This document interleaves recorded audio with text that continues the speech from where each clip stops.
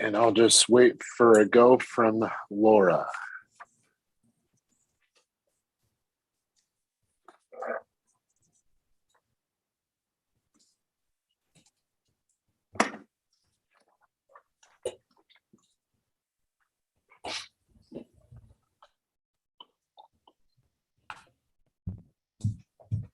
This is Kathy again, and I'm also starting the recording.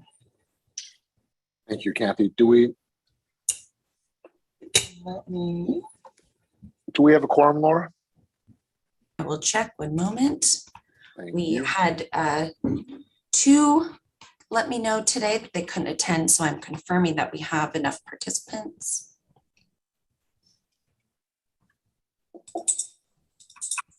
Okay.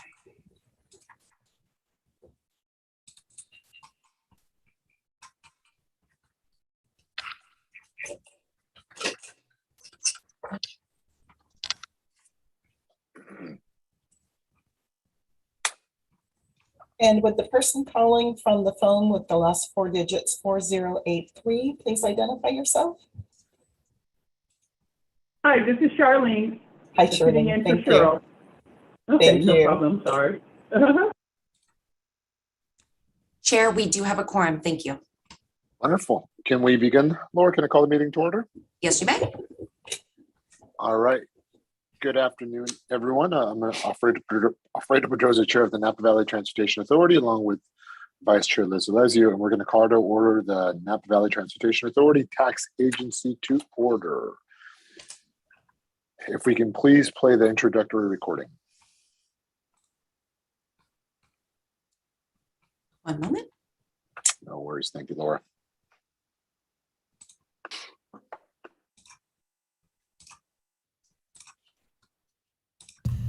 Due to Governor Newsom's state of emergency declaration regarding COVID-19 and in accordance with Assembly Bill 361 allowing remote meetings, this meeting will be accessible via teleconference and Zoom for all participants. This meeting is being recorded and will be posted on the NVTA website at a later time. The chair will call upon board members and all speakers by name, ask that they speak clearly and state their names before giving comments or remarks. Board members of the public participating by Zoom who wish to speak should use the raise hand feature or *9 on their phone. Phone participants will be called upon by the last 4 digits of the number and must unmute themselves by pressing *6. It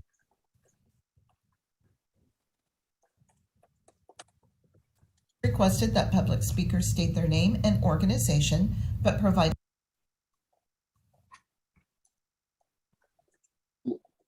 Laura, it seems to be having some connection issues.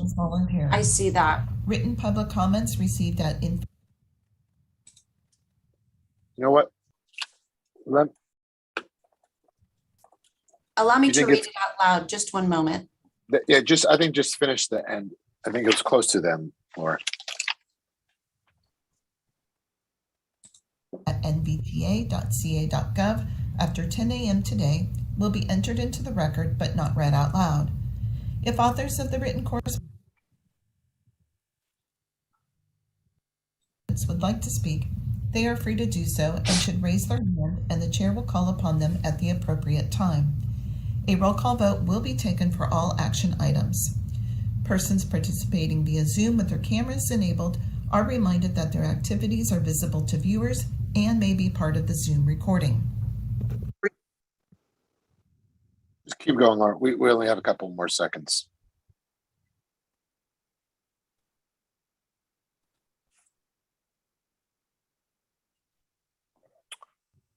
Okay, so for anyone that had any questions on the disclaimer, all that information is also available and noted on our agenda. Is that correct, Laura? That is correct.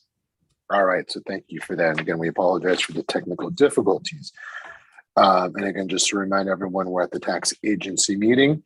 We're actually celebrating a birthday. So if our Vice Chair, Alessio, in honor of her birthday, can lead us in the pledge, please.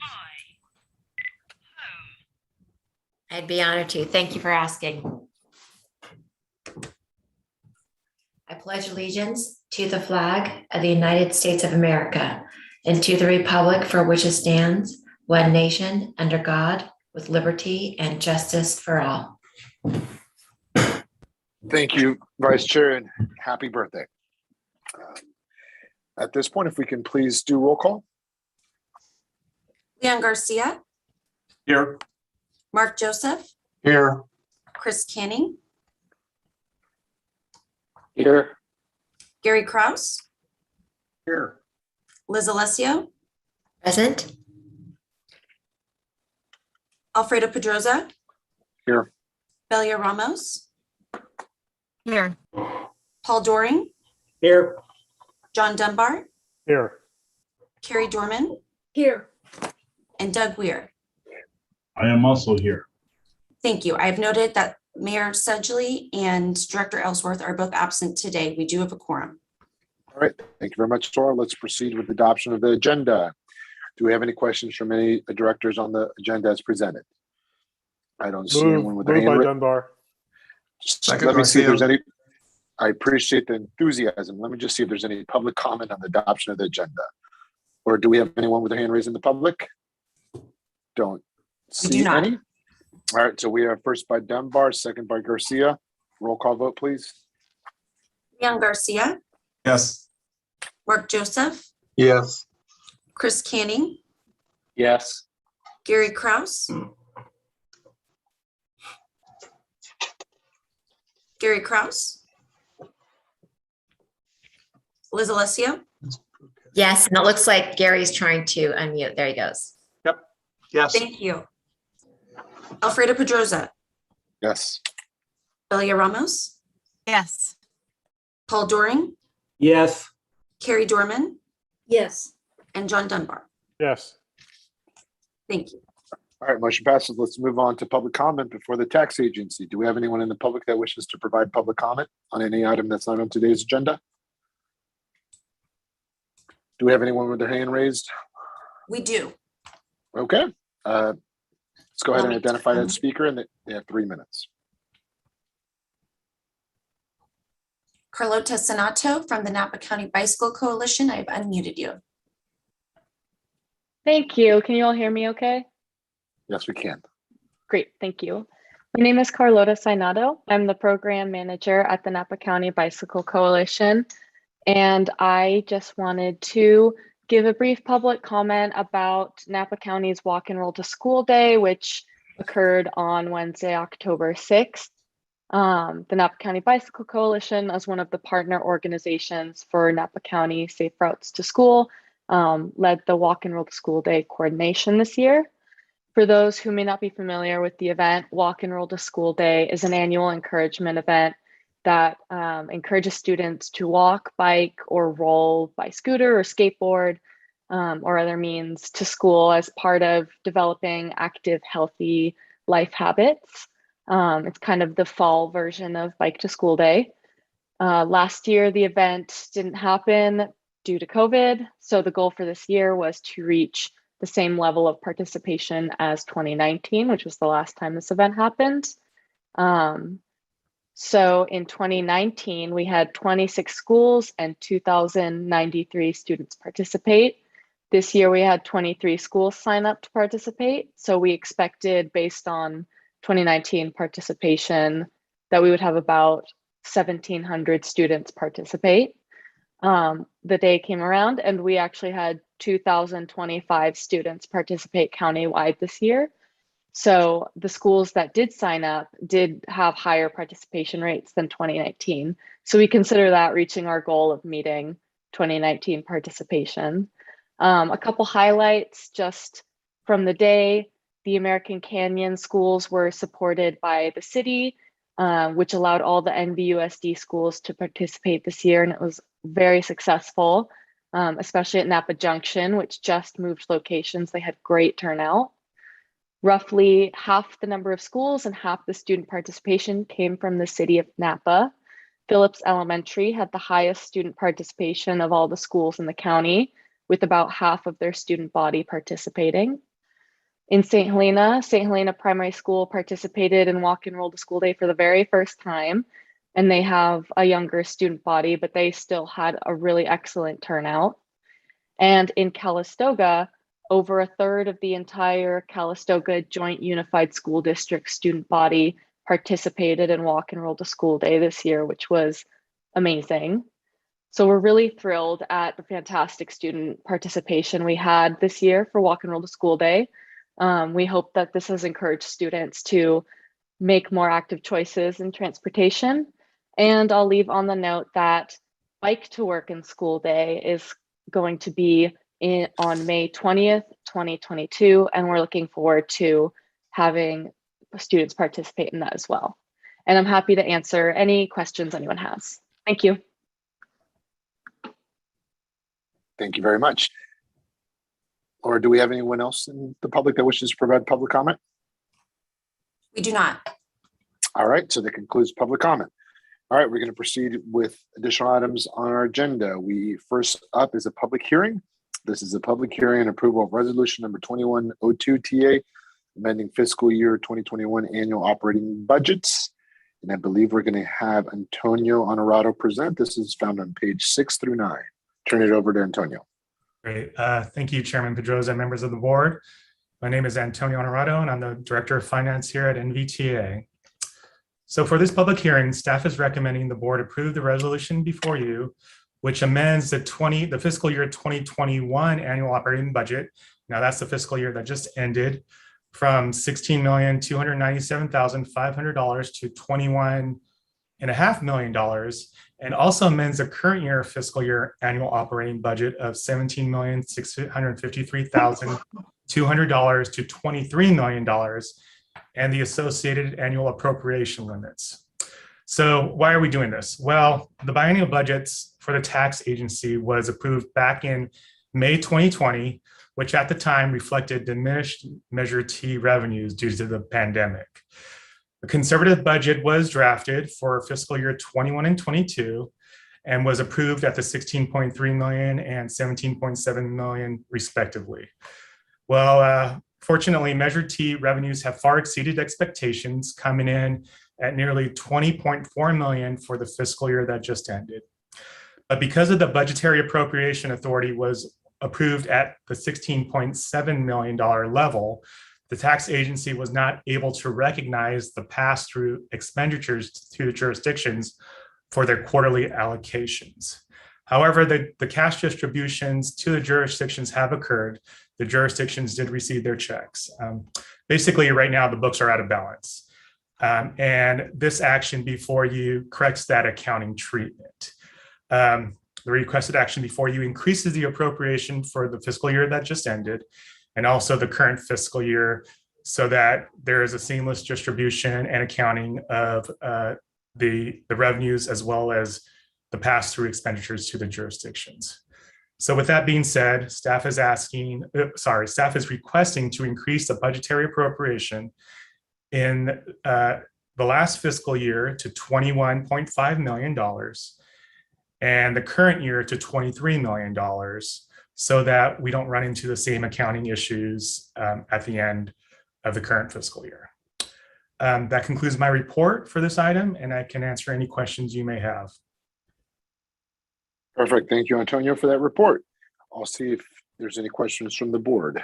We see some hand raised. Director Dunbar. So to clarify, is it as simple as this is a bookkeeping paperwork issue, not a cash flow issue, correct? That's correct. This is an accounting bookkeeping issue. It's just the accounting doesn't allow for, even though revenues come in higher than expected, those revenues can't be passed through to the jurisdictions on an accounting basis, on a bookkeeping basis. So that's what we're trying to correct here with this. Understood. It's not about moving money around. It's just getting the record clarified because of the increased revenue coming in. That is correct. Great. Thank you. Thank you, Director Dunbar. Any other questions from the board? I don't see any. Laura, do we have any public comment on this item? We do not. All right, see no public comment. I'm going to close the public hearing.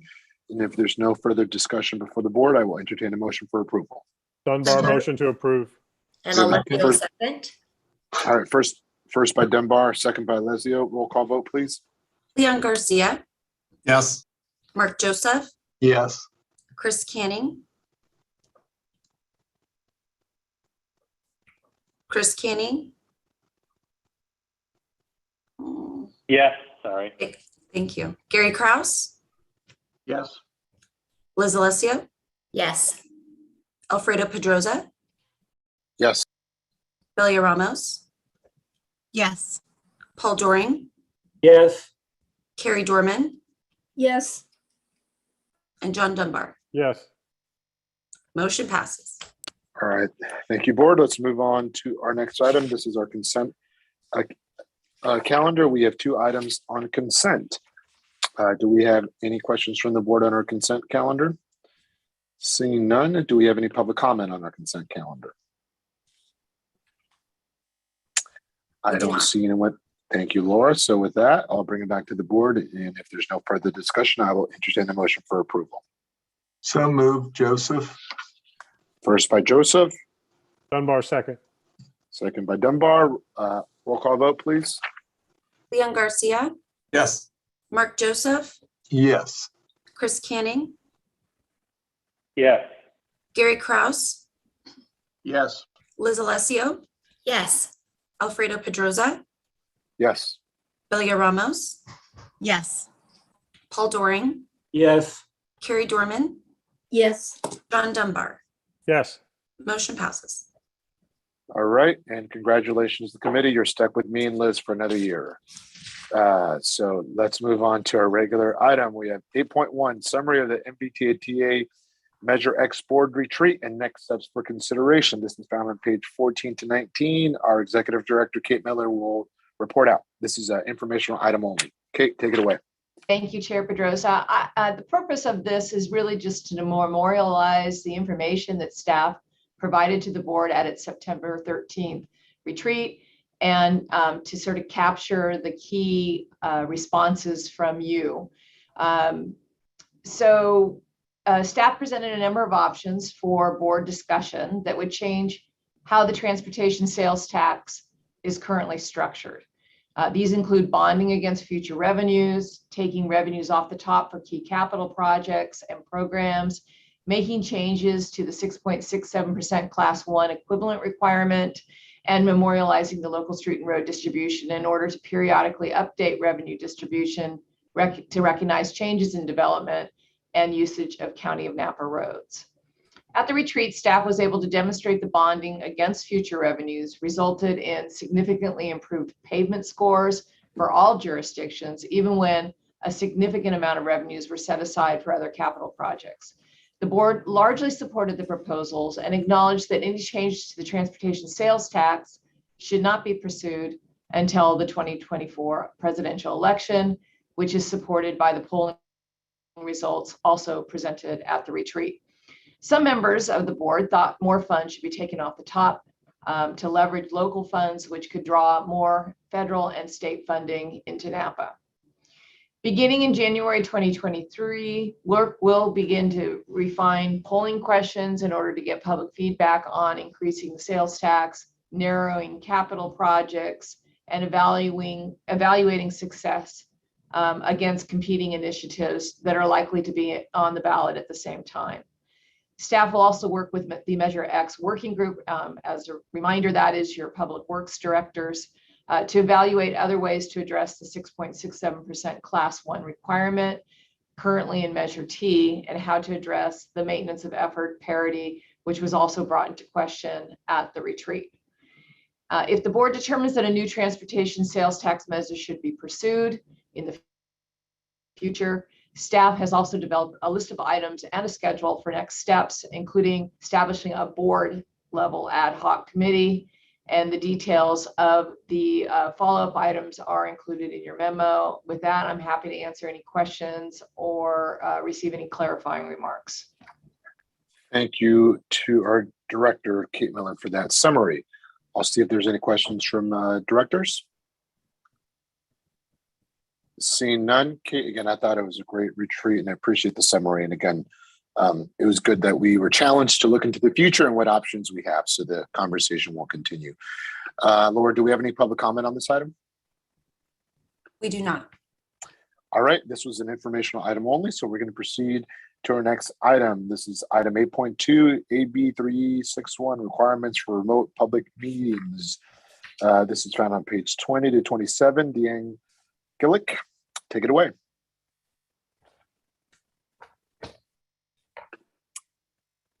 Deanne, are you on the line?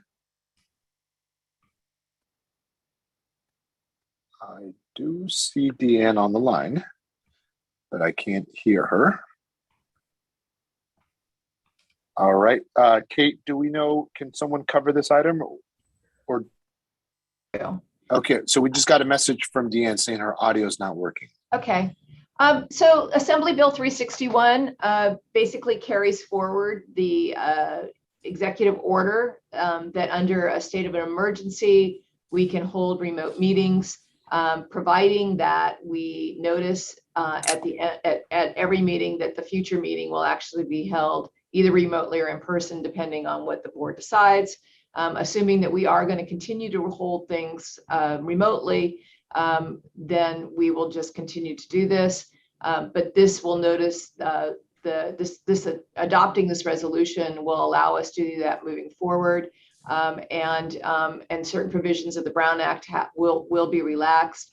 As an example, we do not have to notice board members' location or allow members of the public to participate remotely at that location where you're located. Rather, they will be able to participate online remotely.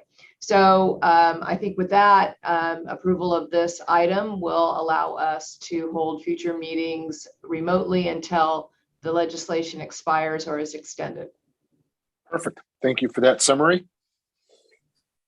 So at this point, do we have any directors with any questions? Director Joseph. Yes, my only question is, hopefully going forward, this can be a consent item. Is that correct? It will be a consent item moving forward. That's correct. Great. We Thank just need you to adopt this resolution just once. Okay. Or adopt this once. Yeah. All right. Director Dunbar.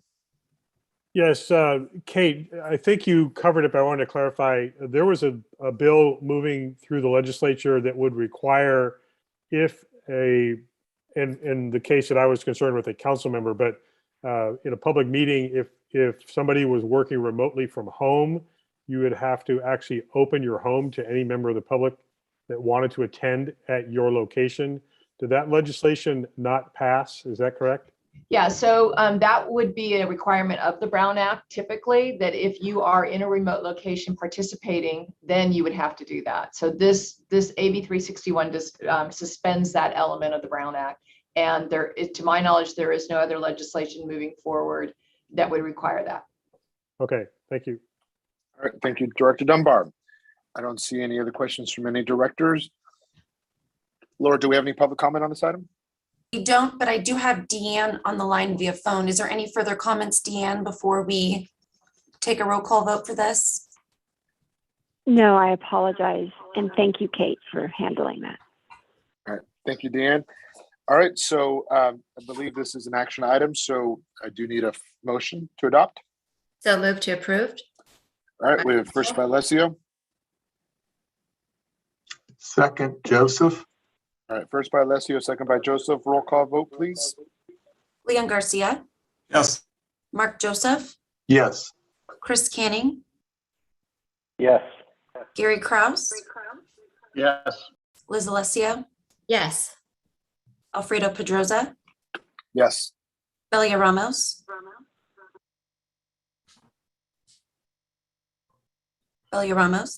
Yes. Paul Doring, Yes. Carrie Dorman, Yes. and John Dunbar. Yes. Motion passes. Thank you, Laura. All right, let's move on to our next item. We have no future agenda items. It is now time for adjournment. We're going to adjourn to our next meeting, which is a regular meeting for November 17th. The tax agency is adjourned. Thank you, everyone.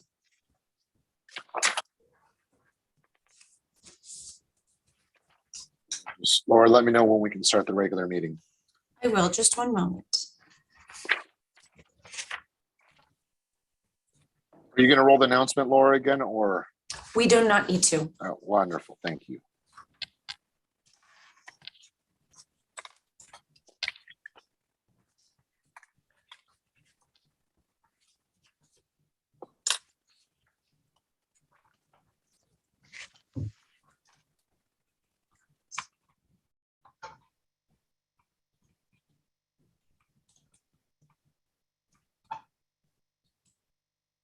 Have any additional board members joined this meeting since I last called roll?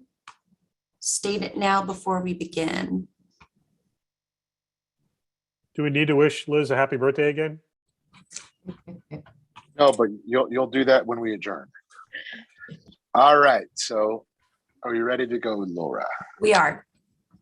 All right, good afternoon, everyone. I'm going to call to order the Napa Valley Transportation Authority meeting to order for Wednesday, October 20th at 1:26 a.m. I'm Alfredo Pedroza, chair, along with the vice chair, Liz Alessio. If we can, we've officially called the meeting to order and we played the appropriate audio recording at our tax agency meeting. So at this point, can we do roll call? Yes, roll call was confirmed at the preceding NVTA-TA meeting with 2 absences. Thank you very much, Laura. So let's move on to the adoption of the agenda. Directors, do you have any comments, questions on the agenda as presented? I don't see any. Laura, do we have any public comment? We do not. Okay, thank you very much. I will entertain a motion to approve the agenda as presented. Move to approve, Garcia. So move. All right, Canning, first by second. Garcia, second by Canning. Super efficient. Roll call vote, please. Leon Garcia, Yes. Mark Joseph, Yes. Chris Canning, Yes. Gary Kraus, Yes. Liz Alessio, Yes. Alfredo Pedroza, Yes. Belia Ramos, Yes. Paul Doring, Yes. Jeff Ellsworth, or Carrie Dorman, Yes. John Dunbar. Yes. Motion passes. Thank you. Thank you all. Let's move on to public comment.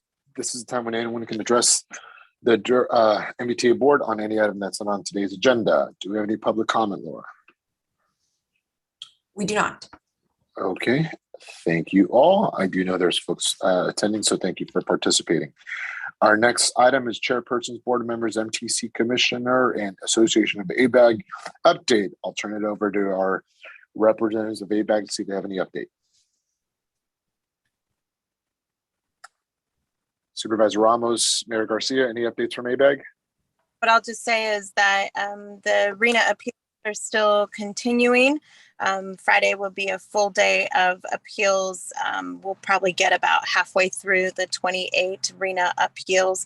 As of right now, the administrative committee of ABAG has only tentatively approved one appeal in part, and it was a technicality of a transfer of 33 units from one jurisdiction to another.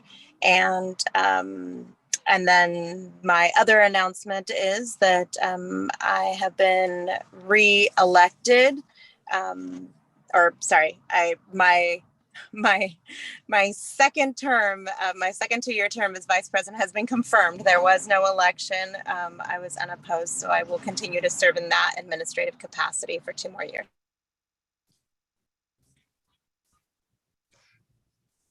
But the only thing I would have to add is, as we all know, RENA is often an issue very sensitive in communities, and that process will continue.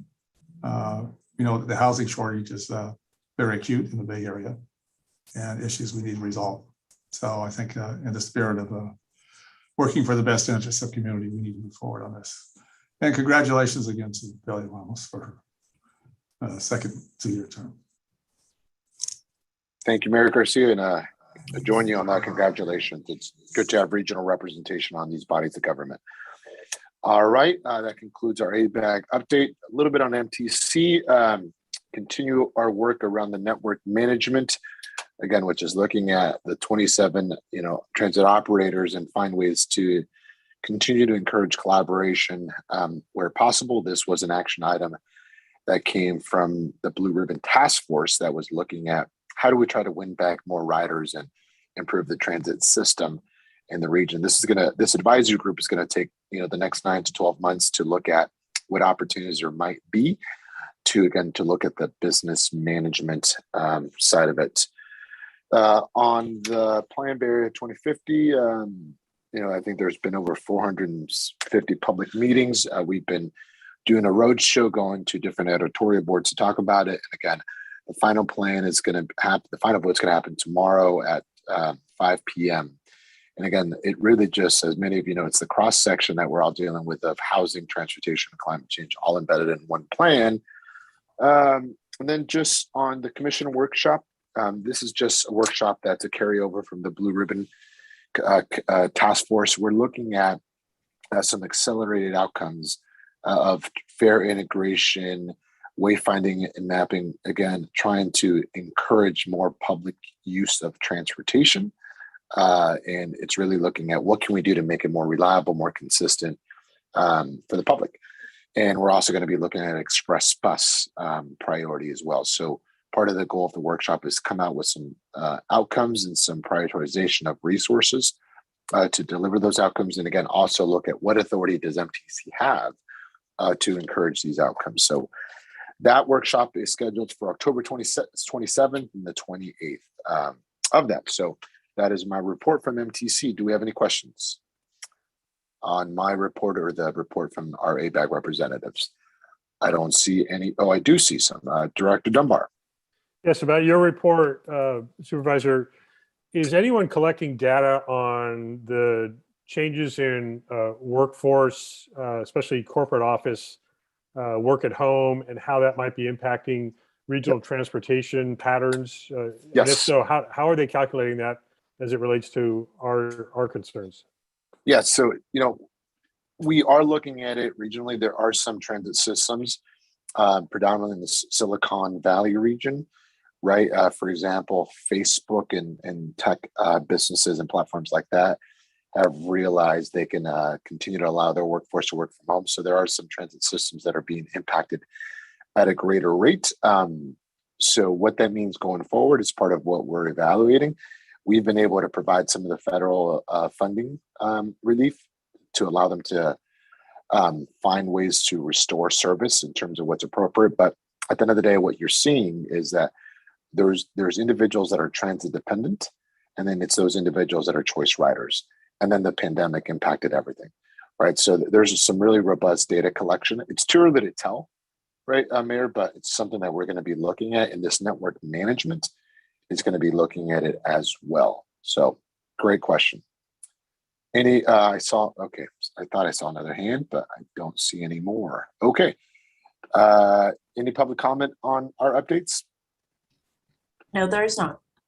Okay, so with that, let's move on to our director's update. Hi, I have a pretty long, extensive executive director report. Lots of things going on. First up, our engineering manager, Sanjay Mishra, is the third of our rising stars that was admitted into the California League of Governments prestigious CARL Leadership Program. CARL, or the California Academy for Regional Leaders, is an 8-month program designed for mid-career professionals working in regional government. Sanjay is in Sacramento today at his first CARL session, so he's going to miss some big topics, including, with fingers crossed, the award of the construction contract on the maintenance facility.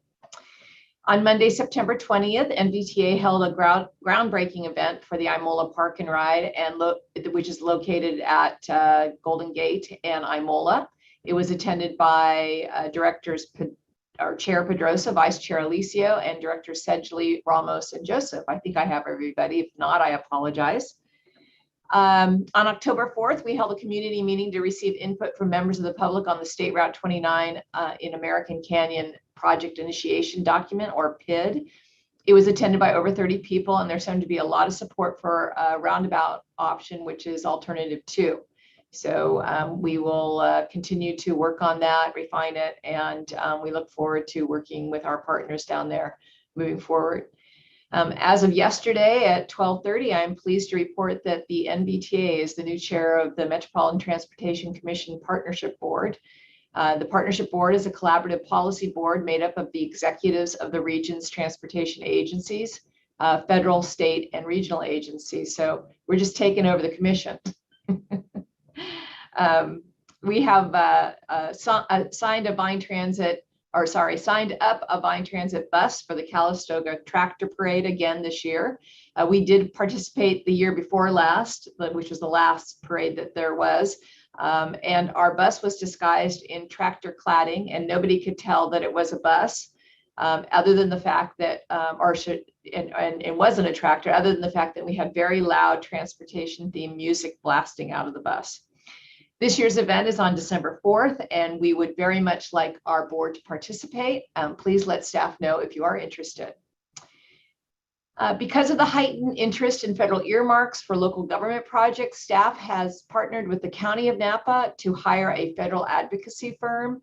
County staff and NVTA staff prepared a proposal, reviewed interested firms, and interviewed 3 firms, selecting the partnership of Platinum Advisors, which you'll recognize is also our state advocate, and K&L Gates to represent our interest in Washington.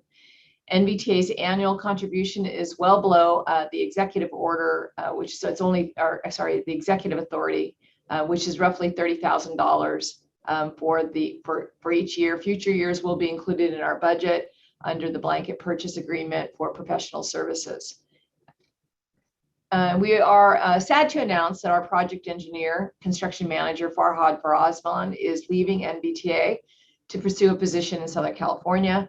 Farhad was hired as a CalPERS annuitant, formerly at Caltrans, and during his tenure, worked on reviewing construction plans and coordinating with Sanjay to oversee NVTA's construction projects. Farhad has been of great help, and we will surely miss him, but we wish him the best of luck in his new position.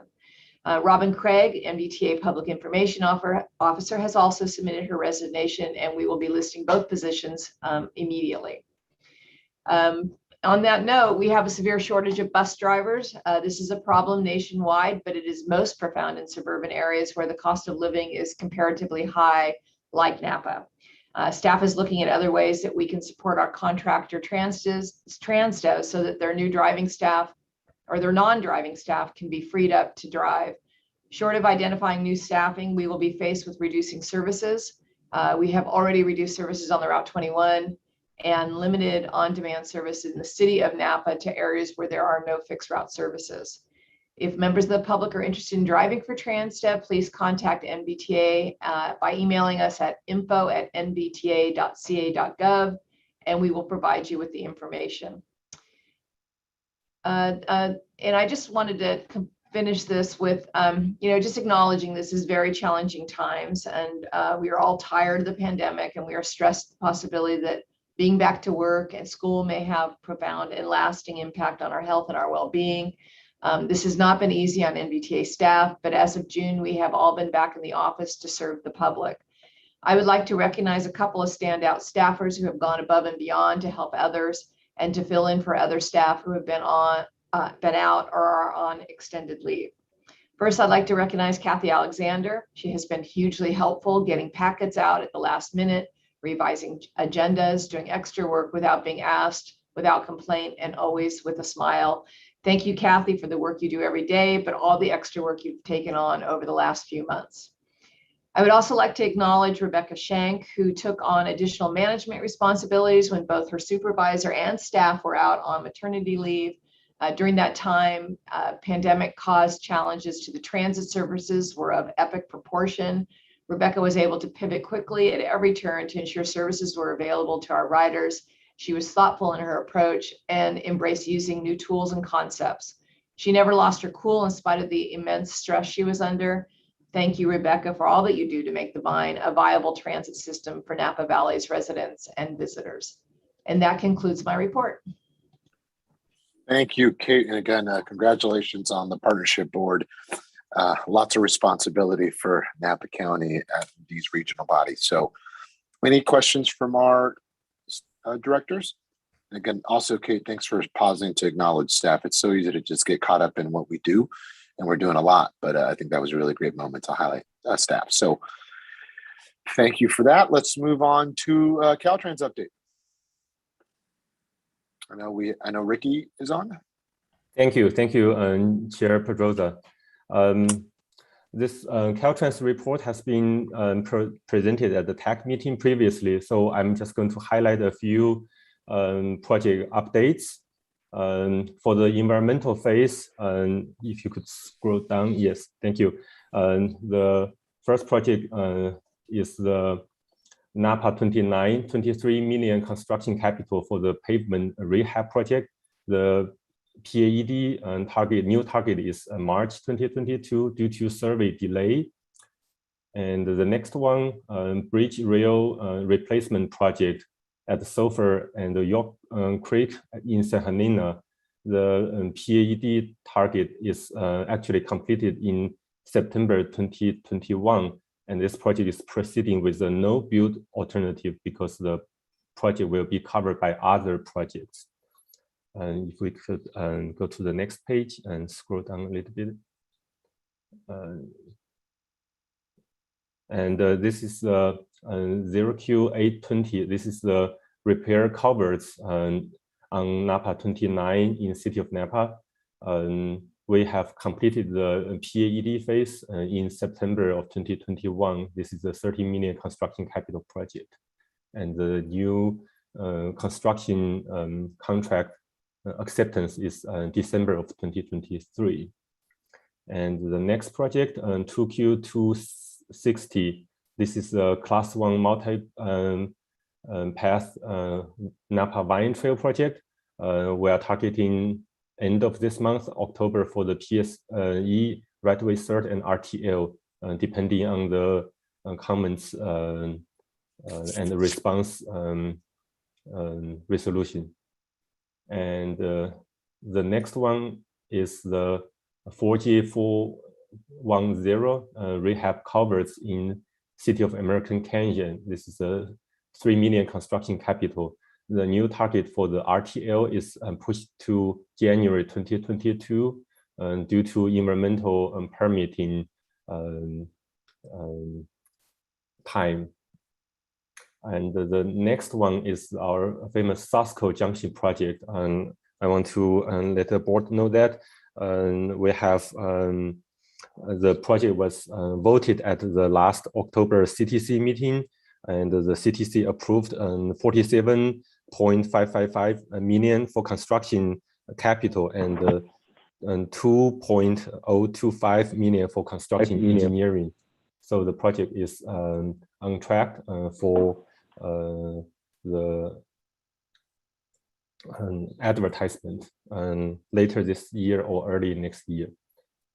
And the next project I want to highlight is on the last page. That's the 4840 Capel Creek bridge replacement on NAPA 128.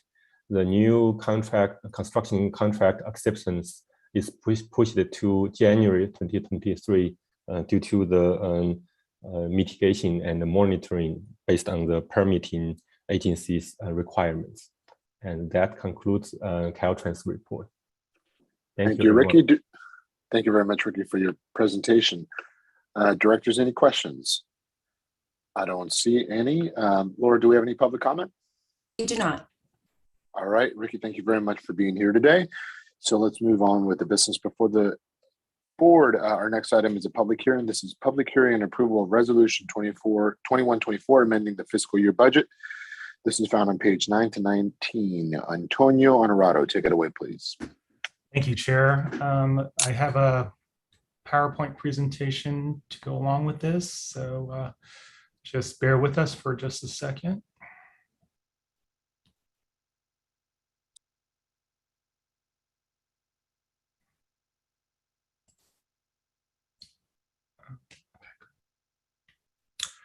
All right. For this public hearing, staff is asking the board to approve resolution 21-24, adopting an amended budget and appropriation for the Napa Valley Transportation Authority in the amount of $76,427,700. Although this is an annual action, we ask the board after the first year of the biennial budget cycle by rolling over unused balances to the second year. This, of course, is the biggest budget ask amendment we had since the agency became independent. If you go to the next slide, please. So as you all are aware, NVTA has a biennial budget cycle. NVTA front loads the biennial budget, which provides staff the spending authority for all the projects and programs the agency expects to oversee in the next 2 fiscal years. Some projects may be expedited and others may be delayed, but front loading offers the agency the maximum flexibility to shift projects based on resources and the revenues that are available. The current biennial budgets were approved back in May 2020 with an eye on the pandemic, and at that time, which was reflective of diminished revenues for the transit fund. So after the fiscal year ends, after the fiscal year end process is substantially completed, unused balances from the first year are then carried over to the second year. Those carryover balances must be reaffirmed by formal resolution of the board.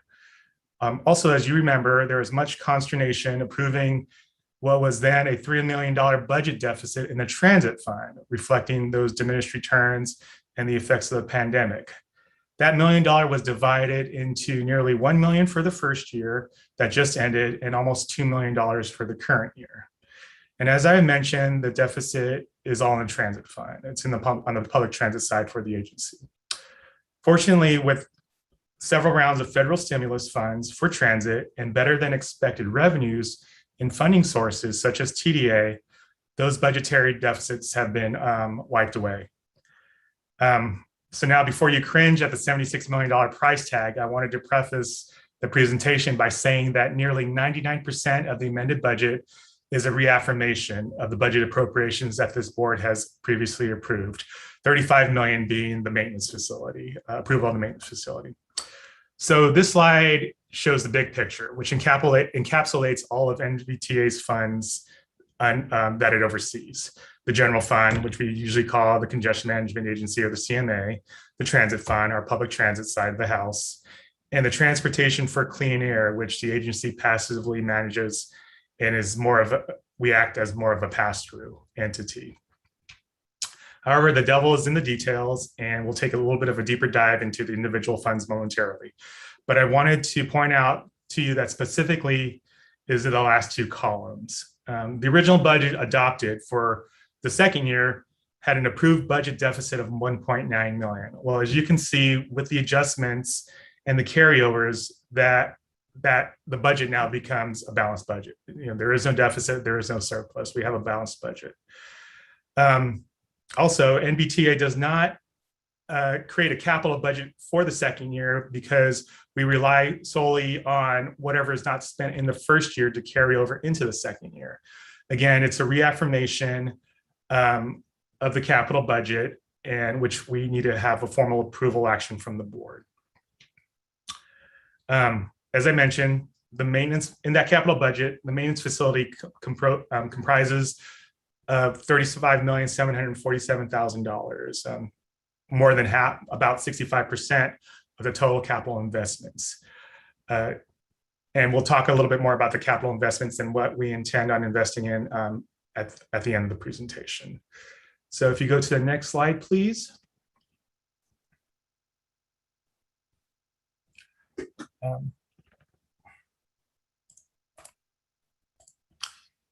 So in this slide, the memo provides more of a summary, but basically we are asking the board to approve nearly $10 million in carryovers and new spending appropriations for the CMA. Of that amount, just under 400,000 is for new spending. 314,000 is for personnel costs. When the budgets were originally approved a couple of years ago, we had 15 full-time equivalents. We now have an approved planner position, so now we have 16 full-time equivalent. And so the personnel costs adjust for the salary and wages. And also too, so retirement costs have increased. As you all know, with CalPERS, they lowered their discount rate, didn't hit their rate of returns, and some of those targets weren't met. And for some agencies, they were hit with those additional costs very early on. With NVTA, those costs have finally caught up with us. That's not saying we haven't funded our obligations to CalPERS. It's just what we send to CalPERS on a monthly basis is what they require, but then we have an annual actuarial evaluation, which basically trues up our retirement costs for the funds and for the future retirees. And so the $314,000 in new costs, in personnel costs, account for both an additional full-time equivalent as well as those additional retirement costs that are unavoidable for the agency. Down below, you can see also about $95,000 in new appropriations for legal and office supplies, basically reflecting the need for additional legal review with all the new documentations associated with the multiple projects the agency is undertaking, as well as additional office supply materials to manage those projects. Next slide, please. So this is a snapshot of the consulting fees that the agency undertakes. So you can see these are the major projects. I didn't list out all the other projects that we have under the planning and the programming for the CMA, but these are some of the major projects that the agency is undertaking. Familiar with improvements in American Canyon, State Route 29 improvements, Vine Trail pre-construction, Saucil Junction, and we have about 18 or so various other programs with various budgets. You notice that the TIFIA loan advisory services in the Vine Trail, Calistoga to Santa Elena section construction segment have been grayed out or has a zero budget for the current fiscal year. And that's because those budgets have been moved to the capital investment program. And as I mentioned, I'll talk about that at the end of the slideshow presentation. Next slide, please. So for this, we'll switch over to the transit fund. And this is just very basic summary, a little bit more detail in the memo. But this shows that, as you can see here,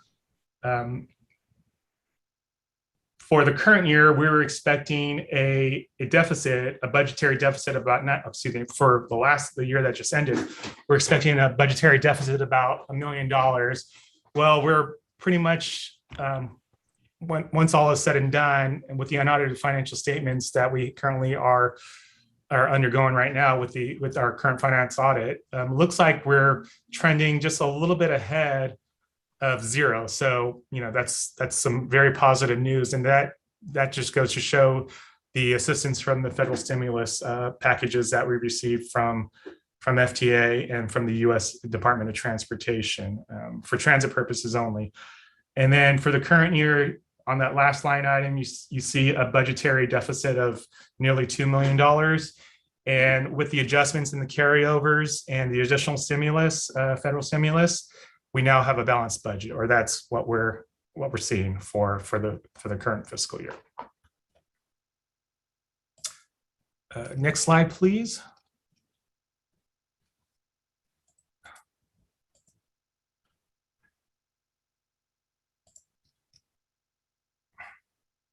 So this slide shows you just the different areas of the revenues that we receive for transit operations. As I mentioned, federal stimulus, federal funds, FTA, we're going to see a spike in that. State transit assistance is still a little bit suppressed. And so we made that adjustment to see to $1.6 million, the last column, $1.7 million, where we think we'll land this year based on state controller office revenue projections. Transportation Development Act, we did add a little bit more in there for the carryover. But what I wanted to point out to you was the charges for services, that's just a technical accounting term, for the jurisdictions. Originally had a budget in there for their contribution to the fare box for the riding passengers. And as you can see now, the budgets are all zero. And that's because of the federal stimulus, the effects of the federal stimulus, which allows us to offset the fare box contributions for those jurisdictions. You notice that Calistoga, it still has a budget in there, and that's because of the second shuttle that's provided from the generosity of the Tourism Investment Bureau. And so that second shuttle does not get offset with current funds. The contribution to Calistoga does, but just not that second vehicle. And so it's great news for the jurisdictions, but unfortunately it's a one-time waiver of fare box contribution, but hopefully it helps the jurisdictions with some of the challenges that they have with their general funds and some of their expenses going forward. Next slide, please. So for this slide, it shows you on the expense side where some of the carryover and then some of the new costs that we're asking for. It's sprinkled about in various areas. But again, if you look at the last line item, we were expecting a budgetary deficit of $1.9 million.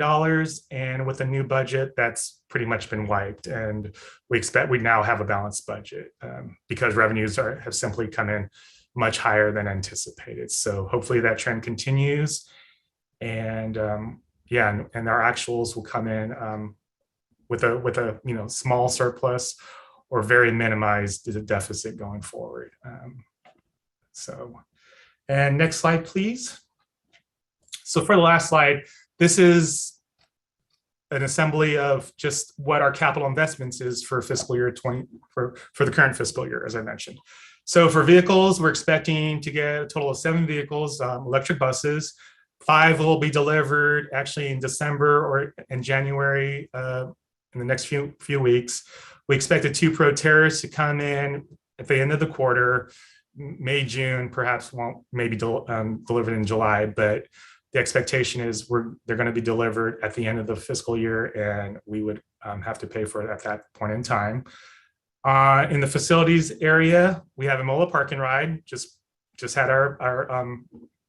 we just broke ground on that last month and expect to go into construction in November. We have some funds for the Vine Trail. I mentioned, the Vine Trail construction transitioned from the CMA, and now it's gone into our capital investments program. And then we, of course, have the maintenance facility, the full cost of the maintenance facility, although we don't expect to spend $35 million in for the current fiscal year, but we did want that maximum flexibility when we do break ground, and hopefully, given some favorable weather, we can start that construction project sooner rather than later. And then on the equipment side, we have just a few categories of equipment purchases as well, and those tend to be annual placeholders. And so that's what makes up the $50 million in the capital budget. Next slide, please. So with that being said, the ask before you is to amend the current fiscal year budget by resolution to $76,427,700. And the breakout of those costs is what I just presented before you for this presentation. All right. With that being said, I can answer any questions you may have at this time. All right, Antonio, thank you very much for that detailed report. This is a public hearing, so I'm going to first ask if there's any directors that have any questions. Director Joseph. Yes, thank you for the report. And I think I figured it out. I just want to confirm. In all the tables, you're showing a column called carryover, but that's actually 2 numbers. The actual variance between the budget and actual of the prior year, plus any adjustments, plus or minus, that you wanted to do. Is that correct? That's correct. Yeah, okay. I think carryover is probably a little bit misleading. It's just a carryover / addition, additional. Okay. I just didn't want to. I wanted to limit the number of columns just because the numbers are starting to get the font is starting to get very small. But yes, you're correct. Understood. Okay. Now I'm able to figure out, because I couldn't make the jump there. The math was never adding, but now it does. So thank you. And bottom line, it's always good to eliminate a $2 million deficit. So good job, even though it was probably, we overreacted to the pandemic's fiscal impacts, but that's good anyway. So good job. It's better to overreact than underreact, director. So well said. All right. So I don't see any other directors with questions. Laura, do we have any members of the public that wish to comment on this item? We do not. All right, I'll bring it back to the board. This was a public hearing. If there's no further discussion, I will entertain a motion for approval. So move to approve by Alessio. All right, we have Second. first by Alessio, second by Joseph. Second by Joseph. All right, roll call vote, please. Leon Garcia, Yes. Mark Joseph, Yes. Chris Canning, Yes. Gary Kraus, Yes. Liz Alessio, Yes. Alfredo Pedroza, Yes. Belia Ramos, Paul Doring, Yes. and our alternate today for Director Ellsworth, Director Shuto, please. Yes. Carrie Dorman, Yes. John Dunbar. Yes. Motion passed. All right, thank you, board, and thank you, Antonio, for a great report. Let's move on to our consent items. We have a few items, 9.1 through 9.7 on our consent calendar. Do we have any questions from directors? I don't see any questions, directors, on the consent. Laura, do we have any public comment on our consent calendar? We do not. All right, with that, I'll entertain a motion for approval. Move to approve, Garcia. All right, we have first by Garcia, Second, Joseph. second by Joseph. Roll call vote, please. Leon Garcia, Yes. Mark Joseph, Yes. Chris Canning, Yes. Gary Kraus, Yes. Liz Alessio, Yes. Alfredo Pedroza, Yes. Paul Doring, Yes. Anna Shuto, Yes. Jeff Ellsworth, or Carrie Dorman, Yes. and John Dunbar. Yes. Motion passes. Thank you, board. Let's move on to our regular items. We have a few items on our agenda. First one is 10.1. This is award of construction for the Vine Bus Maintenance Facility. And Kate, who's going to be taking over this? Or who's I am going to be reporting doing out? this item in Sanjay's absence. I figured. So, great. Kate Miller, Executive Director.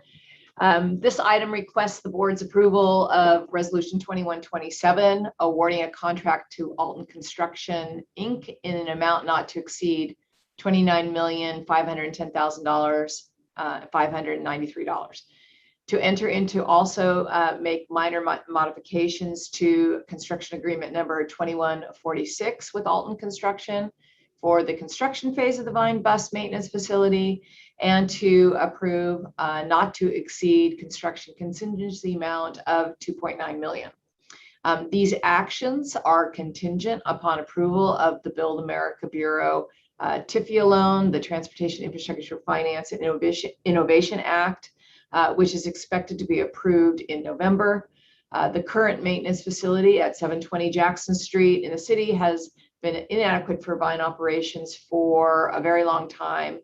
More recently, the transition to electric vehicles necessitates moving forward with a new facility so that the system has adequate charging stations for its vehicles.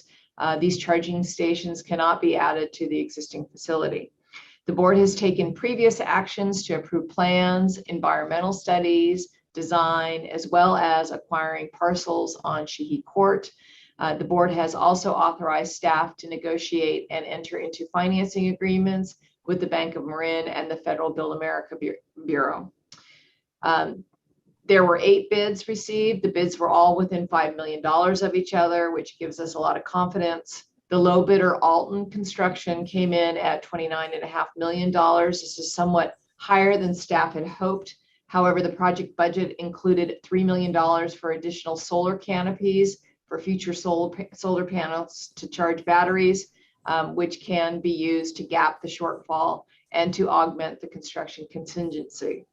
Staff did reach out to the Metropolitan Transportation Commission to seek additional funding, but was not successful in that endeavor. However, the board did approve staff to pursue a letter of no prejudice agreement with the Metropolitan Transportation Commission, which was subsequently approved by MTC.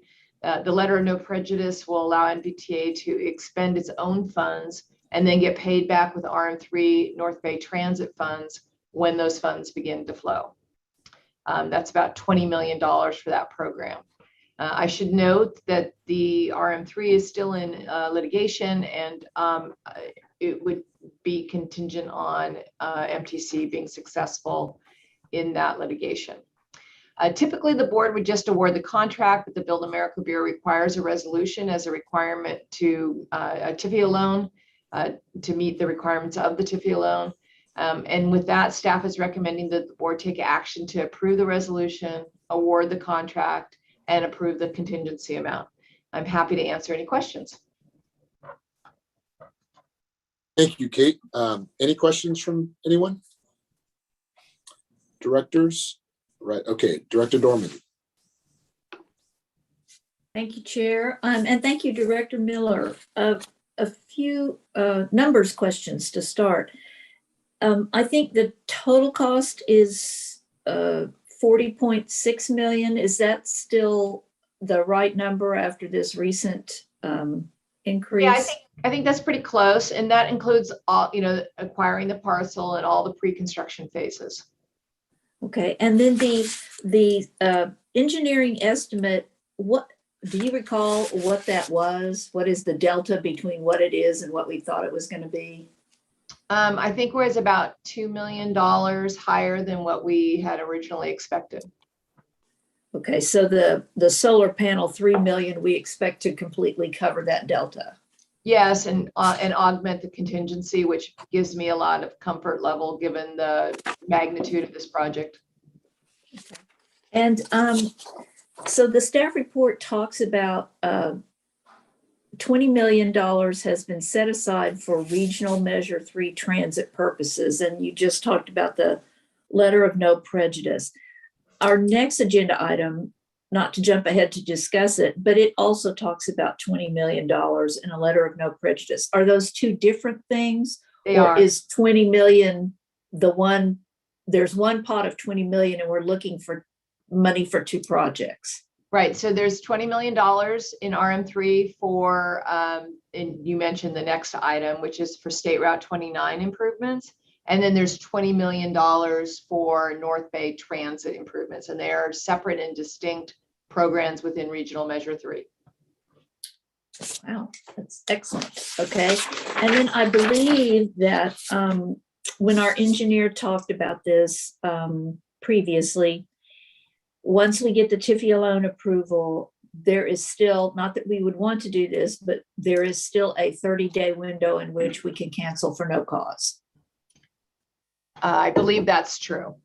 Okay, thank you. Appreciate it. Thank you, Director Dorman. Let me see who's next. Director Dunbar. Thank you, Chair. First, Kate, I want to show appreciation for the financial puzzle that you've been putting together for a very long time. A lot of our insistence, we're very close now. Can you just explain what the process would be? Because we still have a lot of those pieces that we are anticipating receipt. What if any one or more of those do not come through as scheduled? What is the process that we're, you notifying us what we might have to do? Can you just explain what that process will be? If we have it. Yeah. First of all, the Bank of Marin loan has been approved already. And I have a lot of confidence that the TIFIA loan is going to go forward as well. We would delay awarding the construction contract. Probably my contingency plan for moving forward would be go back to MTC initially. And then probably we would apply for maybe some competitive grants, but clearly the project would be delayed until we could identify those additional resources. But I think, I can't guarantee this, but I think MTC would do something to bail us out in the near term, and then we would figure out later on how we might be able to do some patchwork on the back end. And do you know if there is any money in some of the federal stimulus and recovery legislation that is pending? If that comes through, do you know of any buckets of money that might be available to us for this project? Yeah, so some of our formula funds would be slightly augmented higher than they were before, but and we would be able to get pre-award on that every year. The Federal Register allows us to advance funds. And that, we could maybe borrow more money than from MTC short term. But in terms of the competitive grant programs that are in the Jobs Act authorization element of that bill, it was just going to take time. It's likely to delay the project probably for a year. If in the end the only thing that we could do is pursue competitive funds, it's going to create a problem. But I think that would be our last resort. But we're also well positioned having a shovel-ready, completely designed project that might be available to funds as they come available also, correct? Yes, but the TIFIA element of this is $20 million. That's a lot to backfill. Those are the kinds of awards large jurisdictions, large transit operators might get.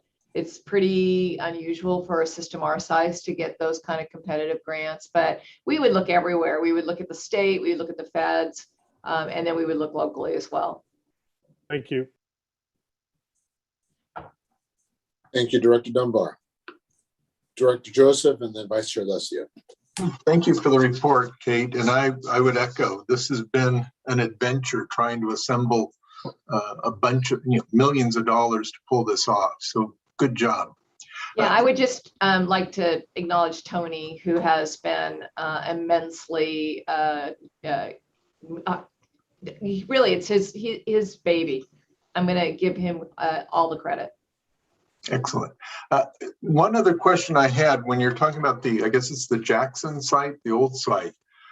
Is that something we own, and when we're out of there, the disposition of that property and asset, has that been factored into this somehow, or what's up?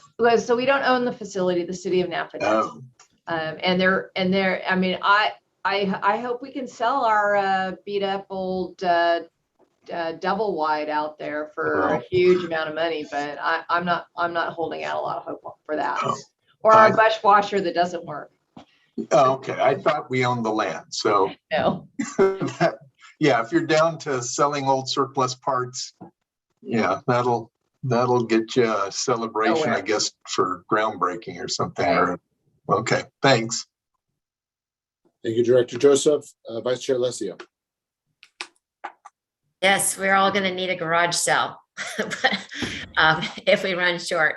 But Kate, I do believe that you'll know the results or the outcome, whether the approval of the TIFIA loan will be by the end of this month or certainly by the next board meeting. Is that correct? That's the plan. Okay. The federal government right now is going through a lot of different things. In the legislative report, I'll talk briefly about the continuing resolution and also the extension of the authorization legislation. So some of those things I'm hoping don't interfere with this. I'm pretty confident that we're going to get a resolution and approval by November. Very good. And then also regarding Alton Construction, we commend that selection. Alton did the reconstruction for the courthouse, the county courthouse, historic courthouse, and also the Goodman Library, and they did an excellent job. So great choice. Thank you. And those are harder projects, fixing earthquake repair. Thank you, Vice Chair Alessio. All right, Antonio, I see your hand up. Let me see if there's any members of the public that have any comments or questions, and then I'll bring it back. Laura, do we have any members of the public with any questions? We do not. All right, Antonio, you were gracefully acknowledged. Do you want to say anything? I just wanted to let the board and Chairman Alessio know that we are looking at a November 10th closing date for the TIFIA loan. By all indications, there's nothing that says we're not going to get it approved.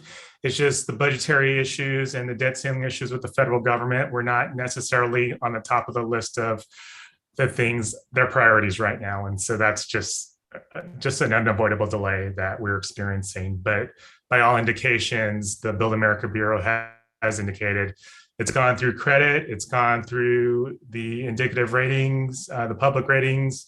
By all accounts, this should be approved, an approved project. Thank you, Antonia, for those comments.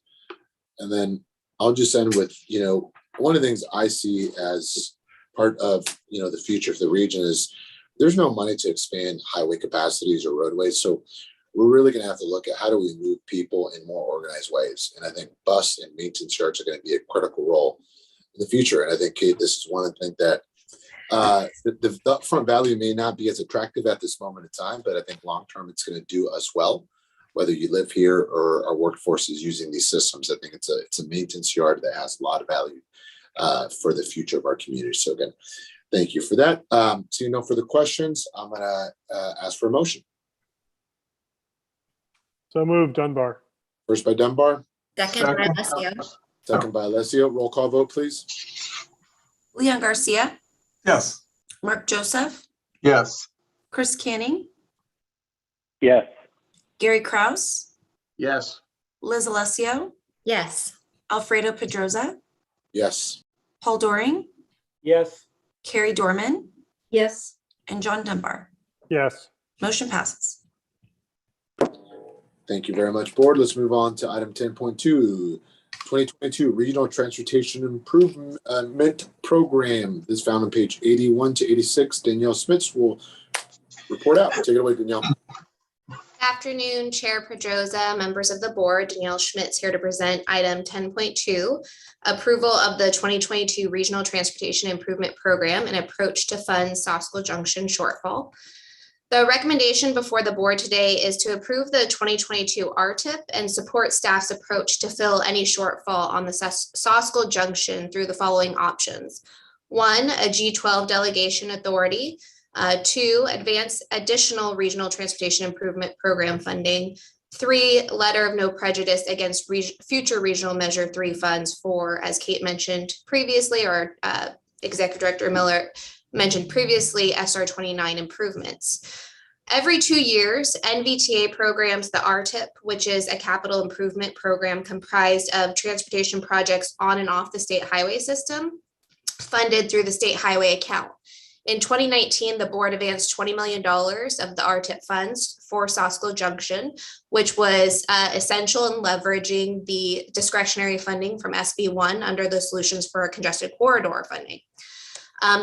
This, though, has resulted in a negative RTIP balance for the next decade or so. And so for 2022 RTIP, we have a negative balance. However, project sponsors are encouraged to review existing RTIP projects, as we have had past RTIP projects that still roll into this current RTIP cycle, since it is a 5-year program every time it is approved. Sosco Junction is ready to list, with the CTC recently allocating construction funds at their October meeting last week. And subsequently, Caltrans has identified some unexpected costs that were not included in the 100% design estimate, to the tune of approximately $3 to $5 million in the areas listed on your board memo that range from CHP enforcement to roadway excavation. Staff is working with Caltrans to mitigate the shortfall, but would like the board to support the following actions to cover any future shortfall. We're trying to be proactive and looking, we haven't requested invitations for bid yet, and so just trying to be proactive in covering any shortfalls that may arise. So the first is request a G12 delegation authority. The project, this would not affect any future regional transportation improvement program funding. We were able to ask the CTC for up to $2.5 million in additional allocation for construction phase. Think of it as the CTC's penny jar. It would not affect any future RTIP. So that obviously is going to be our first approach, or is our recommended first approach. The second is request advance more RTIP funds. So if not successful, the G12 delegation authority, we would likely, as an option, advance more RTIP funds, which would most likely delay receiving additional RTIP funds for additional 1 to 2 cycles out to 2036. The letter of no prejudice for NVTA is another option for the regional measure 3 funds that are dedicated to the SR 29 improvements, including Sosco Junction. NVTA has submitted a letter, LNOP request to MTC for this to be an option for us to pursue. But it should be noted that any action under the LNOP would come back to the board and you would approve going forward with that option. Staff is hopeful that the continued efforts with Caltrans will mitigate any funding shortfalls and we would not have to use any of the contingencies listed above. But again, as I mentioned, we are just trying to be proactive. We do have a 5% contingency on this project. And I think Sanjay Mishra, as mentioned, he's our managing engineer, would feel more comfortable if it was around 10%. So I think this is why we're looking to be proactive in some of these shortfall requests. As mentioned in the staff report, strategic goals met by this proposal are the efficient use of taxpayer dollars and continued support of Napa County's economic vitality. Again, this is one of our marquee projects, and that includes my report, and I'd be happy to answer any questions the board has at this time. Thank you, Danielle, for that report. Director Dorman. Thank you, Chair, and thank you, Director Schmidt. Again, a few numbers questions. So the total project is, I think, about 47 million. Is that correct? Correct. The construction cost is about The construction 47.5 piece of million. it. Right. Yes. And we have funding for all of that except for these newly discovered 5 items. Correct. And it's, again, a little bit of a gray area as far as how, in that 47.5 million, we have a contingency. The contingency is about $2.4 million. We would feel more comfortable if it was about $5 million. We're not going to know the exact cost of every line item until we get our bid back, which will be around the first of the year, January timeframe.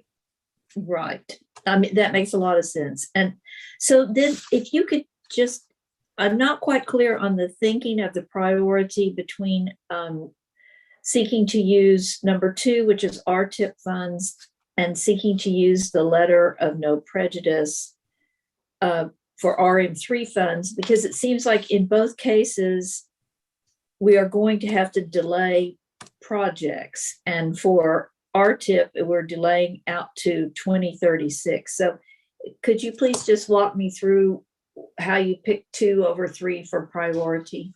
I think that, staff has toggled back and forth between the priorities as well. Just this morning, I had a brief discussion with Executive Director Miller. And as mentioned before, if we did either 1 or 2, I think we would, or 2 or 3, excuse me, we would come back to the board just to let you know that was the direction.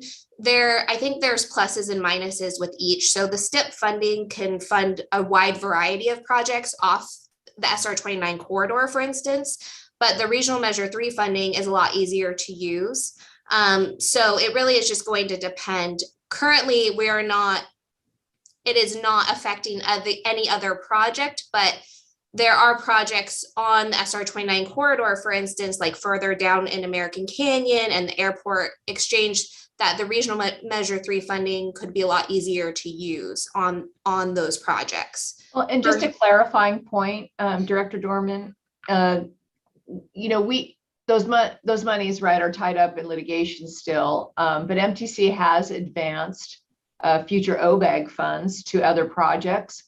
So if those RM3 funds never flow, that would be our contingency. So we would have to see if MTC is open to that as conceptually. And then I think we would probably come back to you and say, we're going to use the G12 delegation, and then maybe the letter of no prejudice if MTC is going to bring those funds to the table. And thank you for that. So the RTIP funds, they can be used for a different scope of project, right, than the RM3.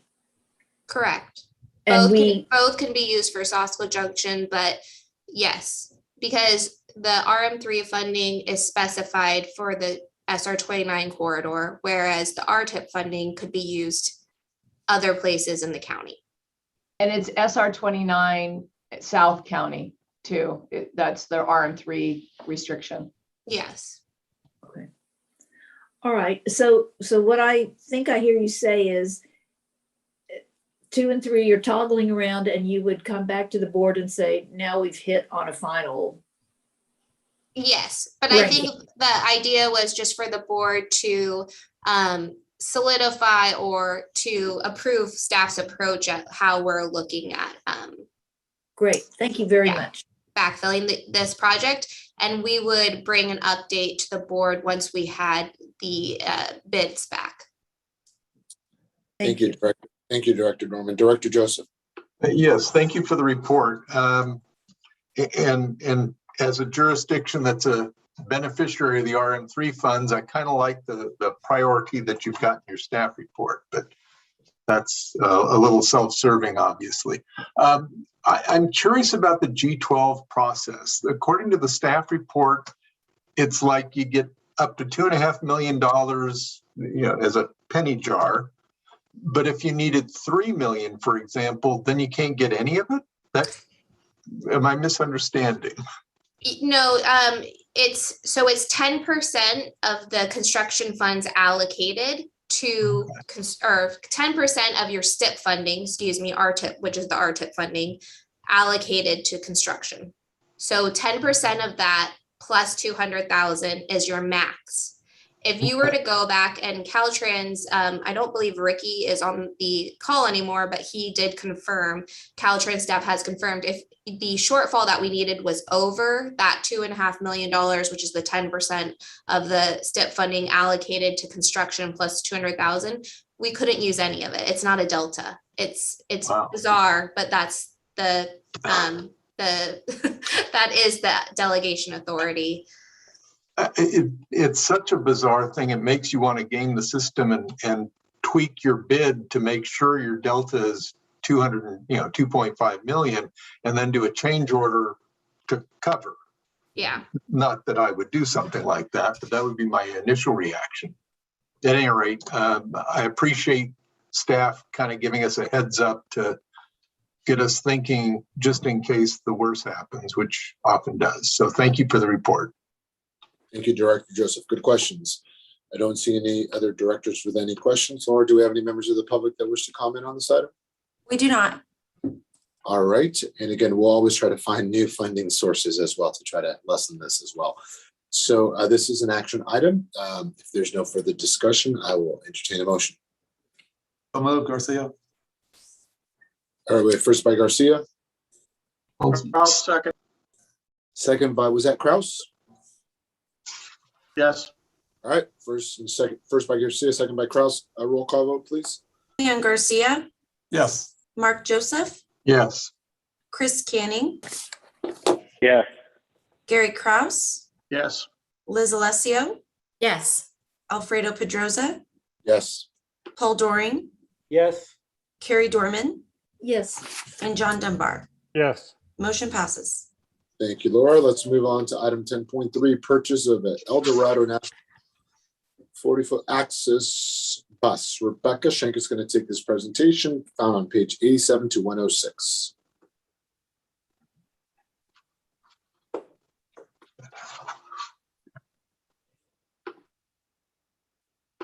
As Chairman Pedroza mentioned, I'll be talking about item number 10.3, the purchase of one Eldorado National 40-foot bus. So just to take you kind of through the timeline, because this is a replacement bus. So back in April of 2015, we purchased a 40-foot diesel bus from Eldorado as part of a larger 9-bus purchase. And the cost of that individual bus was $542,780. And it's kind of an arbitrary number. We gave that bus number 253. And that's what we use for reporting purposes. So then that bus 253 operating the Route 11 was in a non-preventable accident on State Route 29. They were turning from Riel Del Mar, and when the light turned green, and once they checked the intersection, they proceeded into a left-hand turn. A vehicle ran the light going southbound and damaged the frame of that bus. So at that time, the bus was towed off-site to Valley Power, which is one of our DBEs to see if it could be fixed there. They deemed it unfixable, and then we sent the bus directly to El Dorado, the manufacturer, and they determined that that bus was totaled. So after that process, Transdev was able to help NVTA find a used 2016 El Dorado Access 40-foot bus. So basically same type of bus that we had before. El Dorado had used this bus as a demonstration bus, has about 50,000 miles on it. And so that kind of brings us to today. We're asking the NVTA board to consider purchasing a new to us 40-foot El Dorado bus. And so what's the need for a replacement bus? For us, it really comes down to spare ratio, which is basically the number of spare vehicles divided by the total number of vehicles required for operating at maximum service. So as it stands right now, we have 8 spare vehicles. We need 54 to go out each day. So our spare ratio is about 14% as it stands right now. If we were to get this replacement bus, right, we get this number up to 9, closer to 16%, and really 20 is kind of the ideal spare ratio. So you make sure that you never say miss a trip because you don't have buses available, because just like anything else, right, some days a bus needs an oil change, sometimes one needs a transmission, etc. So we want to have a fair number of spares and of varying sizes. And kind of why this bus in particular, it's available now. It has very limited mileage, about 50,000 miles on it. And kind of it's a proven entity for us in that we have 8 others of these El Dorado buses that are working well for us. We're able to maintain them, and bus number 253 was operating quite well prior to the accident. When it comes to us, they will have our passenger counters from our bus 253 that was totaled installed. They'll have the fare system. They'll move it from the old bus to the new bus. They'll put some new branding on the bus, etc. So it'll basically be ready to go the day that arrives. It's a reasonable price in terms of all in. Once they move all of the different pieces over, the bus would cost $402,879, about $140,000 less than the new bus that we had purchased. And there are no used electric buses on the market. The electric bus market is really rather new. So you know that we're right now purchasing 2 Proterra buses and 5 BYDs. Proterra only sold its first ever bus in 2019 and just hit 100 buses sold around 2015. And then BYD only started production in the US in the year 2013. And so basically, if an agency had purchased one of these early buses, right, they would still be within their useful life. As a large vehicle like this has about a 12-year useful life.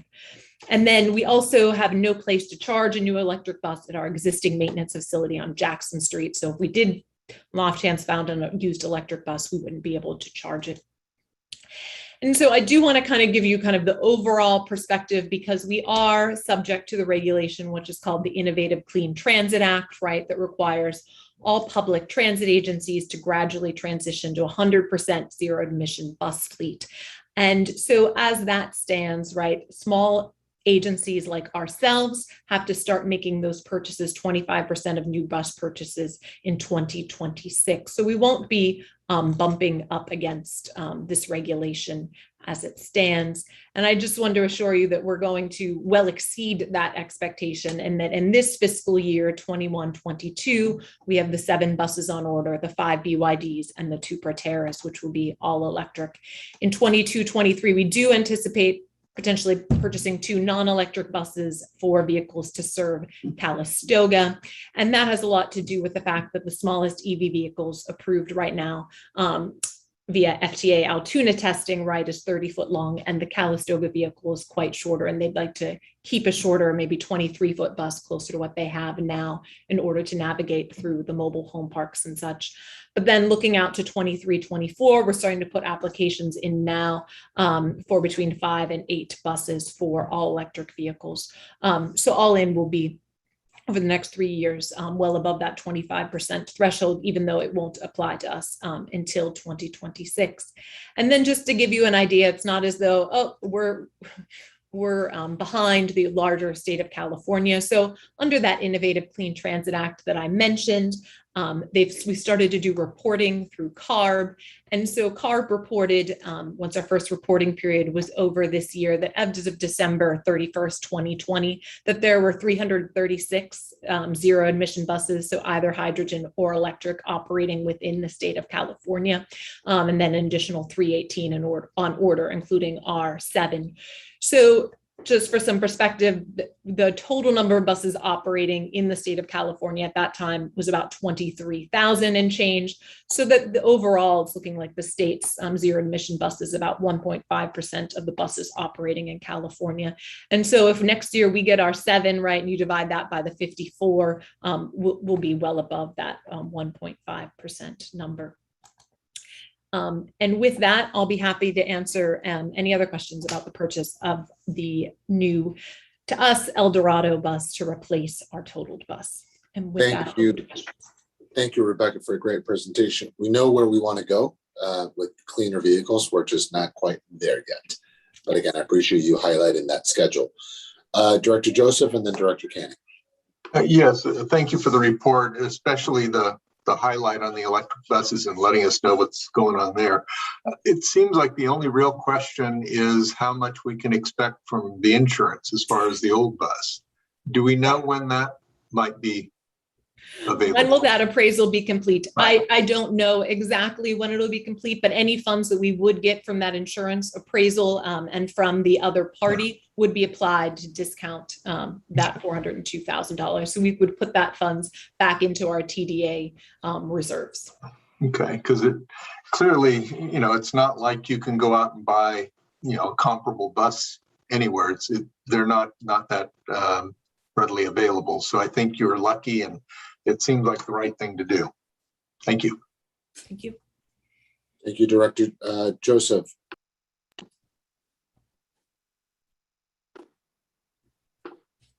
Director Canning, go ahead.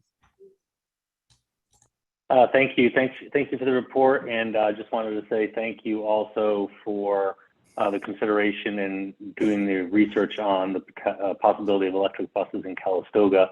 I know it was a balance between our ability to service, in some cases, our most vulnerable populations against the environmental question and concern. But we will take a look at that next time around, but just wanted to say thank you for offering those options and understanding our situation. Thank you, Director Canning. Director Garcia? Yes, thank you. This sounds like a very good opportunity for us to take advantage of this bus purchase. Could you walk me through again the timetable on having a charging setup for the electric buses in the forecast? Sure. So I guess there are really 4 sites to talk about. So there is in St. Helena and Calistoga in June of this year, the board approved a contract with Bear Electric for both the finalization of the design and the install of chargers at those 2 locations to utilize the Yountville bus, or the Yountville trolley, so to speak, or the new electric bus in Yountville, and then in St. Helena. So we've been going back and forth with Bear Electric on the design. I expect their final design to come in on Friday for those 2 locations for the first charger at each location. And then we'd proceed with construction kind of by the end of the year with 1 charger installed at both of those locations. In the meantime, we also are working to put in a charger in a way which we'll call it a temporary charger at Jackson Street that we could either leave there for a certain amount of time, and that's our existing maintenance facility, or move it to our new location when it's done. Currently with that, we are working with PG&E to do a transformer upgrade to make that possible, with the idea that we'd have that charger installed around the January timeframe when the new BYD buses come. And then with the approval today, or approval contingent upon the TIFIA loan, we will have the electrical infrastructure in place to basically charge up to 12 buses at our existing maintenance facility, say on day 1. And then we've put in the conduit and done other things and left space in our electrical box so that we can kind of future-proof it, so that if at some point our entire fleet, right, all 54 buses or whatever that number looks like in the future, could be charged at that new site. That would be an accomplishment. Great. Yeah, I think it'd be interesting. Maybe we've had it in the past, but the comparison in the maintenance of a petroleum-based bus versus electric vehicles are one of the great advantages of owning an electric car is the maintenance is upkeep on that is well compared to a gasoline car. It's a huge difference. Yeah, Another thing that says, operating costs is the incentivizing that is electric bus is a lot cheaper to maintain. Right, none of these massive oil changes quite so often. So I think, yes, I think it'll be good long term for us. Well, just to that point, Director Garcia, the average are basically at 6 miles an hour. Or that's our fuel efficiency on our diesel buses. We get 6 miles per gallon, sorry. And the electric equivalent of that, and we get about 13.5 miles per gallon. So, but there's zero mobile emissions, but the fuel does come from somewhere, and we are not going to be necessarily charging our vehicles with the solar panels. It's purchased electricity. But we're going to get it off the grid. So wherever PG&E acquires the power is how much emissions there'll be, like total emissions, right? So. Oh, good. And there's also the necessary support systems and internal combustion engine that you have to deal with. That's just not the fuel mileage, it's parts you have to replace from time to time. Well, thank you for that report. Thank you, Director Garcia. Director Doring. Thank you. Just a quick question back on the insurance. Assuming that the third-party driver does not have adequate insurance, I assume that we are also looking at our own insurance coverage for underinsured motorist coverage. And are we self-insured, or do we have, what kind of coverage do we have on our buses for that contingency? Sure. Tony, do you want to take that one? Yeah. So most likely the private operator, the car operator's insurance is limited. We realize that. So TransDev will also provide some sort of insurance settlement, and that's a pending investigation as well. We haven't seen the outcome of that. And so our vehicles are insured by TransDev, and they have their own insurance limits that they contend with, but NVTA doesn't actually insure the buses, TransDev does. And so hopefully with the private insurance and TransDev, there's probably going to be a small realized loss. I mean, we get that. So we're just waiting for the outcome of those two pending actions to see and then we're going to have to dispose of the vehicle. So we are going to come back with the board with the results of those investigations and ask this board properly dispose of that, the bus 253. Thank you. All right. Thank you, Director Doring. And thank you, Tony and Rebecca, for that. I don't see any other directors with any questions. Laura, do we have any members of the public that wish to comment on this item? We do not. All right, I'll bring this back to the board. This is an action item, so I will entertain a motion for approval. So moved, Joseph. First by Joseph, second Garcia. Roll call vote, please. Leon Garcia. Yes. Mark Joseph. Yes. Chris Canning. Yes. Gary Kraus. Yes. Liz Alessio. Yes. Alfredo Pedroza. Yes. Paul Doring. Yes. Carrie Dorman. Yes. John Dunbar. Yes. Motion passes. All right, thank you very much. Let's move on to our next item, 10.4, Vine Transit On-Demand Services No-Show Policy. Rebecca will also take this item, pages 107 to 155. Thank you, Chairman Pedroza. So item 10.4, the staff is asking that the Napa Valley Transportation Authority Board adopt an expanded on-demand no-show policy to penalize riders who do not show up for on-demand rides, similar to NVTA's current American with Disabilities Act paratransit services no-show policy. So what alternatives does the board have? So the board can choose to keep the existing Vine Rider Code of Conduct, which is available in attachment 1, and not expand the no-show policy to apply to on-demand service within the city of Napa. Instead, just direct staff to encourage courteous and thoughtful behavior with no penalty element.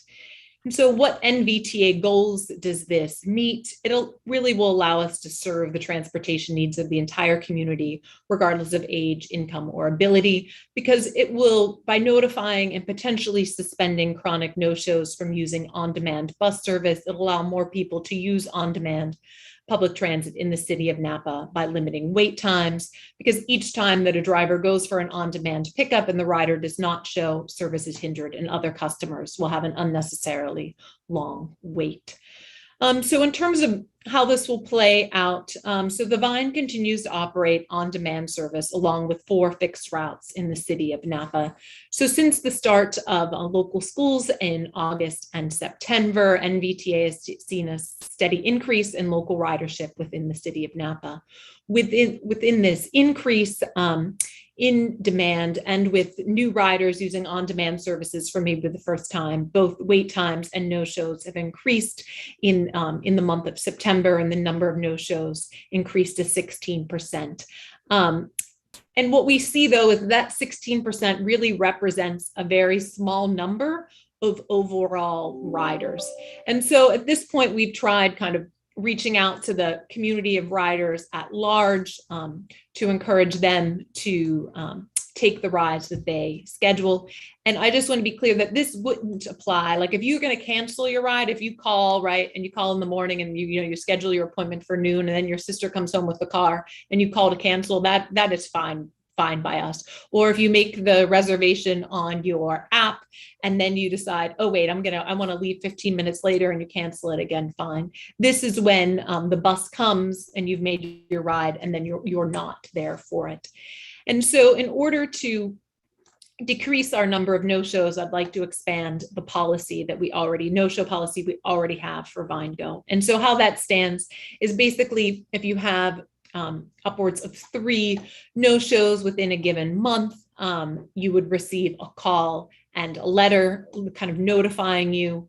If that happened, for the second month in a row, you could receive up to a 7-day suspension. If that happened the 3rd month in a row, where you had 3 additional no-shows, you would have a 14-day suspension, and then the penalty would increase each violation thereafter, and it could be up to 1 month in terms of the time that you would be suspended. And so we're basically just trying to take a policy we already have related to VineGo and apply it to on-demand. And so if the board would approve this policy change today, kind of the first step would be to notify users of this policy and then set a set enforcement date, maybe starting either November 1st or December 1st, and then we would carry through with the policy. And so with that, just to recap, I'm asking for the board to approve item 10.4, which would adopt an expanded on-demand no-show policy. And I'll take any questions. Thank you, Rebecca, for that presentation. Directors, do we have any questions? Director Dorman. Thank you, Chair, and thank you, Ms. Shank, Director Shank. So on the 3 trips or 10% or more in a month, so if you took 10 trips in a month and you missed 1, that's 10%. You wouldn't have to miss 3. Is it the lesser of? Yeah, we were saying 3, or you're right, the way that is currently termed in the ADA policy, that could be confusing, but we're trying to say the minimum number. If you miss more than 3, that's when we're going, would penalize you. And maybe we could look at changing that in both policies, both in the ADA policy to make that clear, as well as in the new adopted policy. Okay, and that was my main question, was how that would work. And then I think I heard you say in your presentation that if you miss, let's say 3, you miss 3 in January, you get a letter, you miss 3 in February, you get a 7-day suspension, which I guess is for March. You were saying consecutive months. So like if somebody misses for 2 months in a row, and then they don't miss for 4 months, then it starts over. And it would start over, yeah. And the year at, so we might want to say consecutive somewhere to make that clear. Okay. That And then the annual reset, I wasn't sure what that did. I mean, if you're a repeat offender, if you're a chronic no-show for through December, then no matter how many months you've been a chronic no-show, it starts again in January. It would start again. Yes. I mean, Okay. as it stands, we've never made it to penalty 4 and never had to reset. We've never made it past, at least I shouldn't say never, but at least in the past 5 years when I've been here, we've never made it past. We've suspended you for 7 days. We kind of got the message and we've never gone any further Okay. than that. All right. Well, I think it's great to have this policy. It's a really great service, and the policy will be, I think, a good reminder. So thank you. All right, thank you, Director Dorman. I don't see any other directors with questions. Laura, do we have any members of the public that wish to comment on this item? We do not. Okay, this is an action item, so if there's no further discussion, I will entertain a motion. So move to approve by Alessio. All right, we have first by Vice Chair Alessio. Second, Joseph. Second by Joseph. Roll call. A quick question for clarification, Chair. Are you entertaining the recommended amendments from Director Dorman, or is it as is? I'll move to include Director Dorman's recommendation. That's to clarify the 10% or 3 plus That's to clarify consecutive. or consecutive. Okay, Yeah, both, I guess. I'll second that modified motion. All right. Leon Garcia, Yes. Mark Joseph, Yes. Chris Canning, Yes. Gary Kraus, Yes. Liz Alessio, Yes. Alfredo Pedroza,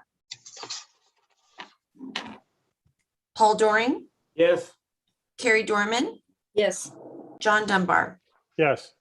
Motion passes.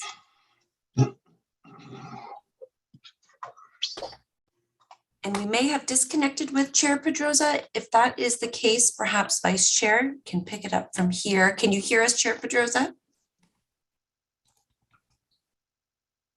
I'm happy to go ahead and move forward. So I see that we're now on 10.5 Fiscal Vine Transit Update. And Rebecca, this is going to be you again, pages 156 through 162. It's an informational item only. Perfect. And so it's at the end of the quarter. So as all end of quarters, we'll see an update here on where the Vine Transit Service stands. And so this represents the first quarter of fiscal year 21-22. And so this is July, August, and September. So fairly up to date. So calendar of events within that time period. So on August 14th was the last day that we did meal deliveries for the Emergency Operations Center as we were working to have drivers available for our increased service that then started on August the 15th. And on August the 15th, we started the routes 11X, which goes to the Vallejo Ferry Terminal, and then the routes east and west within the city of Napa. We restarted the second shuttle in American Canyon and Calistoga, and we started the American Canyon School fixed route once again. And so during this presentation, I'm going to be comparing this first quarter, which is 21-22, where we are now, to the prior quarter, and then back to 1 year before. So still in the COVID era, at least in these first few slides. And so you'll see that our passengers per revenue hour, and this is specifically within the city of Napa, has continued to increase, and we're at about 4.5 passengers per revenue hour right now, but still well below what had been our minimum threshold pre-COVID of 8 passengers per revenue hour. And this is looking at our regional service, and specifically our routes 10, 11, 11X, 21, and 29. And this is just for the most recent quarter. And you'll see the routes 10 and 11 continue to be our highest performing routes in terms of passengers per revenue hour, and just under 8 passengers per revenue hour. And then our 11X, 21, and 29 at between 3 and 4 passengers per revenue hour, but still well below our pre-COVID 12 passenger per revenue hour threshold. And then looking at our on-demand services in our smaller jurisdictions, both Calistoga and American Canyon are performing the best out of the larger group at just over 3 passengers per revenue hour. And then we have St. Helena and Yountville more closer to 1 passenger per revenue hour. And on the Yountville side of things, until a point where the Veterans Home would open up for service again, I think that number will remain low. And so then trying to get the bigger picture, which now, as opposed to going back 1 year, right, we have to go back 2 years. So this shows us not only the prior quarter year, but 2 years ago. So 2 years ago showing in the yellow, and then the prior year. So as you'll see, although we're on the upward trend over the course of the last year on the City of Napa local on-demand service, the routes 10, 11, 21, and 29 are still below what we had been at pre-COVID. And you'll see kind of similarly with our other services, VineGo still remains our lowest or largest drop in ridership, and in a way not surprising given that's the most vulnerable set of the population, that they're most reluctant to come back to transit. We see strong growth right in the Calistoga shuttle and American Canyon. On the Yountville trolley side of things, right, we do see an unexpected drop from the last quarter, so the fourth quarter of the prior fiscal year to this quarter. And when I kind of look at it and I break that, the orange bar here in Yountville down by kind of the 3-month period that it represents, you really see a difference, as you've always said, right, related to branding and the trolley. As you know, Vehicle 404, which is our main trolley, has been down for numerous issues in the past few months, including its air conditioning, its transmission, et cetera, and ordering parts for it has always been tricky, and supply chain issues have not helped that. And so you can really tell the difference when we run the nondescript vehicle versus when we run the trolley. So kind of the hope is there that as that new BYD electric bus is on the line with its cute B, that once we get that vehicle available, they'll work with the Visitors Bureau to kind of present that as the new Yountville vehicle of choice, and hope to increase the ridership on the Yountville trolley that way. And then overall, I just wanted to give a little paratransit, which is our VineGo service update. And this is in response, I guess, to really a few things. One was at the end of our board meeting in September, Mayor Canning had brought up concerns about service to the St. Helena Hospital, especially for Up Valley residents. And then we've heard that version and similar things about expanding our paratransit service potentially, both from our own paratransit coordinating council as well as from the Napa County Commission on Aging. And so kind of hearing from all those groups, what we decided to do along with the county is to develop a scope of work to evaluate our paratransit service and its current boundaries. And so back on October 13th, we developed a scope of work that's being reviewed by the county. The idea is that NVTA will take the lead and release this RFP to its on-call planner list in November, with the idea that we would bring back a selection to the NVTA board to award a contract for this study, and at the same time would bring into play a funding agreement with Napa County to use their ARPA funds to fund the study, especially since this is kind of part of it. The impetus for it has come out of their Commission on Aging. And then we expect that there will be a few pilots, either projects resulting from the study's findings, including things like potentially increasing our boundaries universally for paratransit, maybe increasing them only in particular areas. So we'll see what happens there. But the idea is that the ARP funds would be able to fund a pilot project for a short period of time, for maybe a few years. And then once we had that pilot kind of proven out, we decide whether or not we wanted to seek additional funding sources to continue that, or whether that pilot would end. So just wanted to give a little update there. No real action item on that per se now, but just to let you know that we heard you and that we're working on that. And then the last thing, and kind of Kate alluded to this, that we have a shortage of drivers, and we had a higher number of missed trips in September than we've ever had in the past. And so with the goal of reducing the number of drivers and driver overtime, we are going to be making a few changes to the service in November. The exact date hasn't been nailed down yet, but as she noted, we're going to restrict some on-demand rides when fixed route is available within the city of Napa. We're going to change the service on the routes W and S, which is currently 30 minutes to 45 minutes, and that will reduce the number of drivers we need on each of those routes by one, which will be helpful. And then we will remove some low performing trips on the route 29, 11, and 11X. And that move especially is really just meant to be temporary as we try to increase the number of drivers that we have available. And then the one other thing that we're going to do, and this isn't related to reducing the number of drivers, but we are going to extend our route N, which currently ends at the Redwood Park and Ride, to service Rolfs Manor. We've really heard from their residents as they're most interested in having fixed route service to service them. And so kind of hearing their calls and letters, we're going to making that change as well. And with that, I'll answer any questions. Thank you for that update, Rebecca. And personally, also the paratransit evaluation and hearing directors, especially Director Canning. Thank you for bringing that up at our summit. I see that we have Chair Pedrosa back. Chair Pedrosa, would you like to? Perfect. Yeah, Will?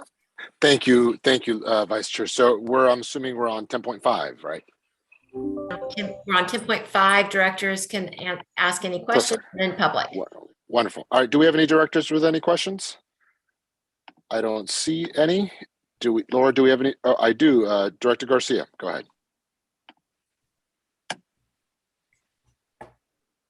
Ask or present very clear information, I think, on a visual basis. I'm wondering, given that the concern is vehicle miles traveled, congestion on the highway, Caltrans is not going to be doing any capacity increase, that we look at our service to get the workforce in and out of the valley. And I don't know when it was the last time we had an analysis of that. I think it would be helpful to do it not on a work hour commute basis. What would it take to improve, to get vehicle miles traveled down? What percentage increase do we want in ridership? How much do we want to reduce the number of vehicles coming in and out of the valley every day? Because I think that's our only alternative to decrease congestion. Short of, some sort of ride sharing program could also be explored. But I know the issue, burning issue always from one of this valley to the other is congestion on the highway. And I think the transit service, and I think we have an obligation to look at how we might utilize our service to improve that situation. Is there any plan in the future on that? If not, I would propose that we do that. Sure. So I guess maybe the most recent time that we looked at something similar would be the travel behavior study, which, Kate, you might have told me, we would have finished that maybe in 2019, around that time period. But that looked at travel patterns for all of the different people coming into and out of the valley using their cell phone data. So we did get a good sense there. And then in 2016, we kind of done an express bus study that recommended some changes, right, for these long haul routes that are going up and down the valley. And so out of that, we did end up with the 11X service, which is like the express service to the Vallejo ferry, and separating that out from the Route 29 service. And then one of the other big recommendations from that was about the Amola Park and Ride, and doing that and to enable passengers to basically compete with a car, right, on a bus, and to take the same route as opposed to the 29, which kind of currently comes over to the transit center and then goes down to American Canyon. So yeah, maybe we'll discuss it some internally and see if it's time to maybe revisit something, the express bus study, and maybe how we would serve others. Well, I'd be interested in knowing, for example, what would it take to reduce congestion by, say, even just 10%? How many more riders do we need on that? How to reach out to our market for that, which the larger businesses would be the ones in the valley that have most employees. How can we make that more attractive to get people off the bus? Because congestion is not getting any better; it's just getting worse.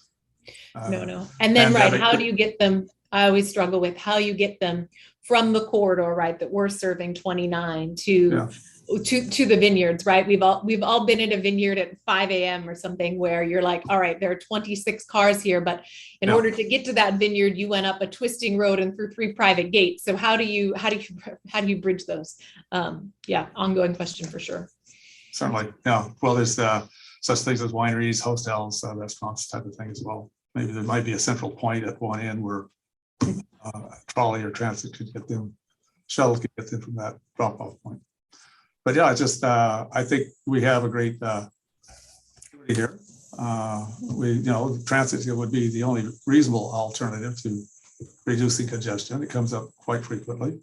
And I just was wanting to see what can we implement that would help reduce that congestion, get workers to and from. Thank you. Thank you. Thank you, Director Garcia. Do we have any other? I don't see any other directors. Laura, do we have any public comment on this item? We do not. Okay. And just to the point that Director Garcia is raising, we've been looking at those type of issues, even engage in the private sector, Director Garcia, to understand what the role of the employer is as well. So I think it's definitely a broader conversation to have about having limited infrastructure, but still trying to address traffic congestion. So again, it's a very important question to ask in a broader sense. But again, good question. So I don't see another, this was just an informational item. So see no further discussion. We'll continue with our next item, 10.6, Federal and State Legislative Update, page 163 to 167. Director Miller.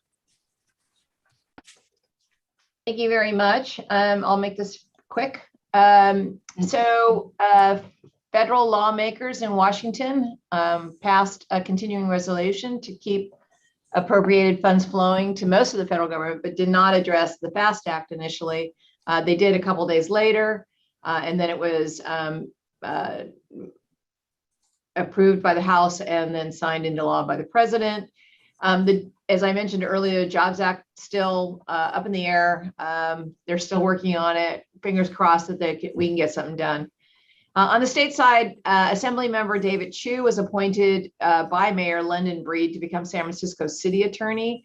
And the reason I'm calling this out is because Assemblymember Chu was on the Blue Ribbon Task Force and had authored a bill that would have changed how transit in the region is deployed and structured. And so it's unclear whether or not there will be a successor that carries that legislation forward. So I'll keep you posted on that.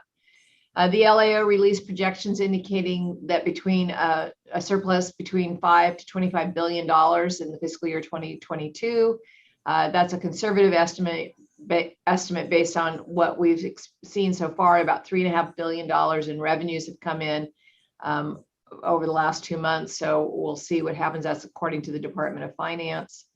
The funding for high-speed rail was not appropriated, which forced talks to halt on other transportation funds.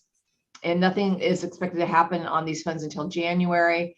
Nevertheless, about $8 million is slated to go towards improvements at State Route 37. It's for pre-construction and advanced mitigation of the interim project. The governor did sign some key legislation into law, including AB 32, that's Friedman's bill, that will allow jurisdictions to set speed limits outside the existing 85th percentile traffic survey. So that's very good news for safety. He also signed SB 129, which will set aside $80 million for electric transit buses. That was the California Transit Association bill. And the governor vetoed AB 122, which would have allowed cyclists to proceed without stopping at intersections when safe to do so. Noting in his veto that the number of bicycle-related crash data was too high for him to support that effort. So with that, I'm happy to answer any questions. Thank you, Director Miller. Any questions from directors? No. Okay, and I'll just say I think that's a good observation with Assemblymember Chu about he was a transportation champion. So we're trying to identify who's going to be the person that helps us do that. And there's a few senators that we're talking to, former MTC commissioners like Senator Cortez and others, so, and Senator Dodd. So, all right, this was just an informational item. Do we have any public comment on this item, Laura? We do not. Okay, perfect. So at this point, we do have a need for closed session. This is a public employee performance evaluation, government code section 54957B1, title executive director.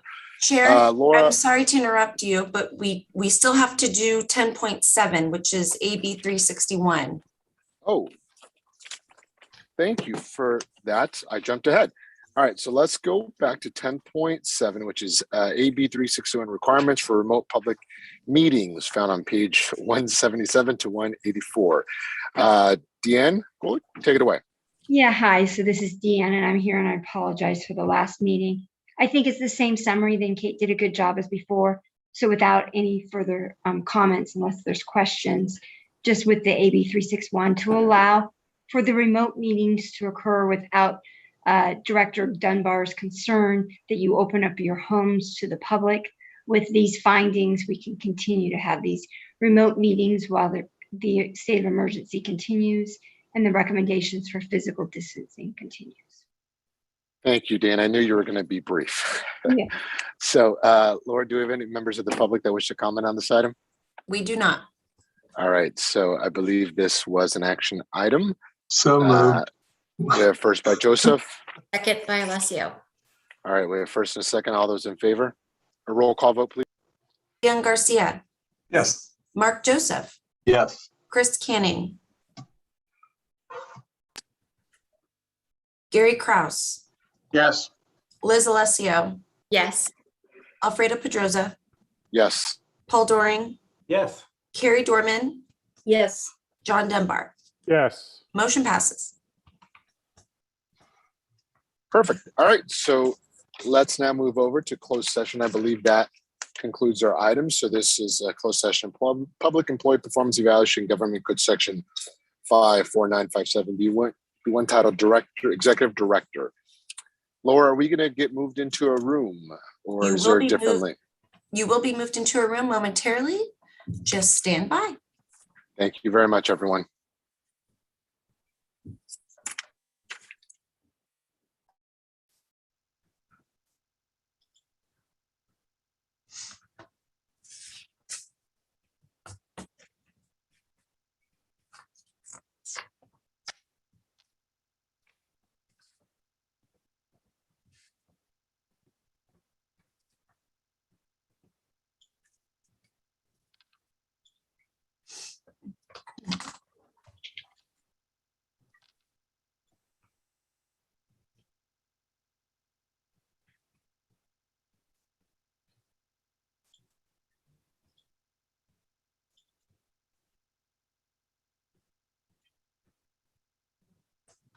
Oh, I'm not moved in.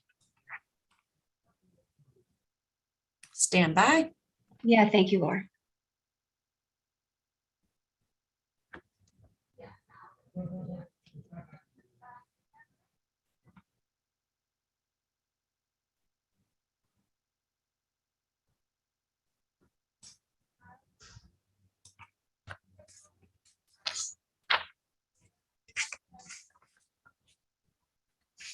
Transfer.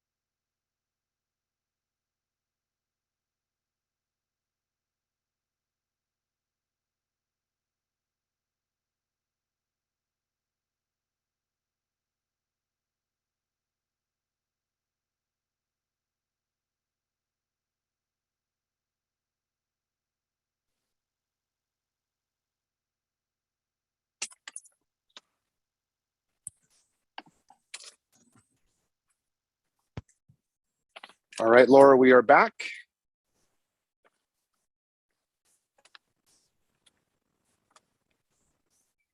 All right, just a moment while everyone returns. Okay, we have everyone back.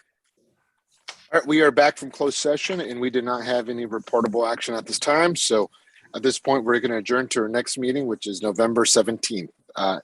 Thank you all, and thank you to the public for joining us today. Meeting adjourned. Thank you. Thank you.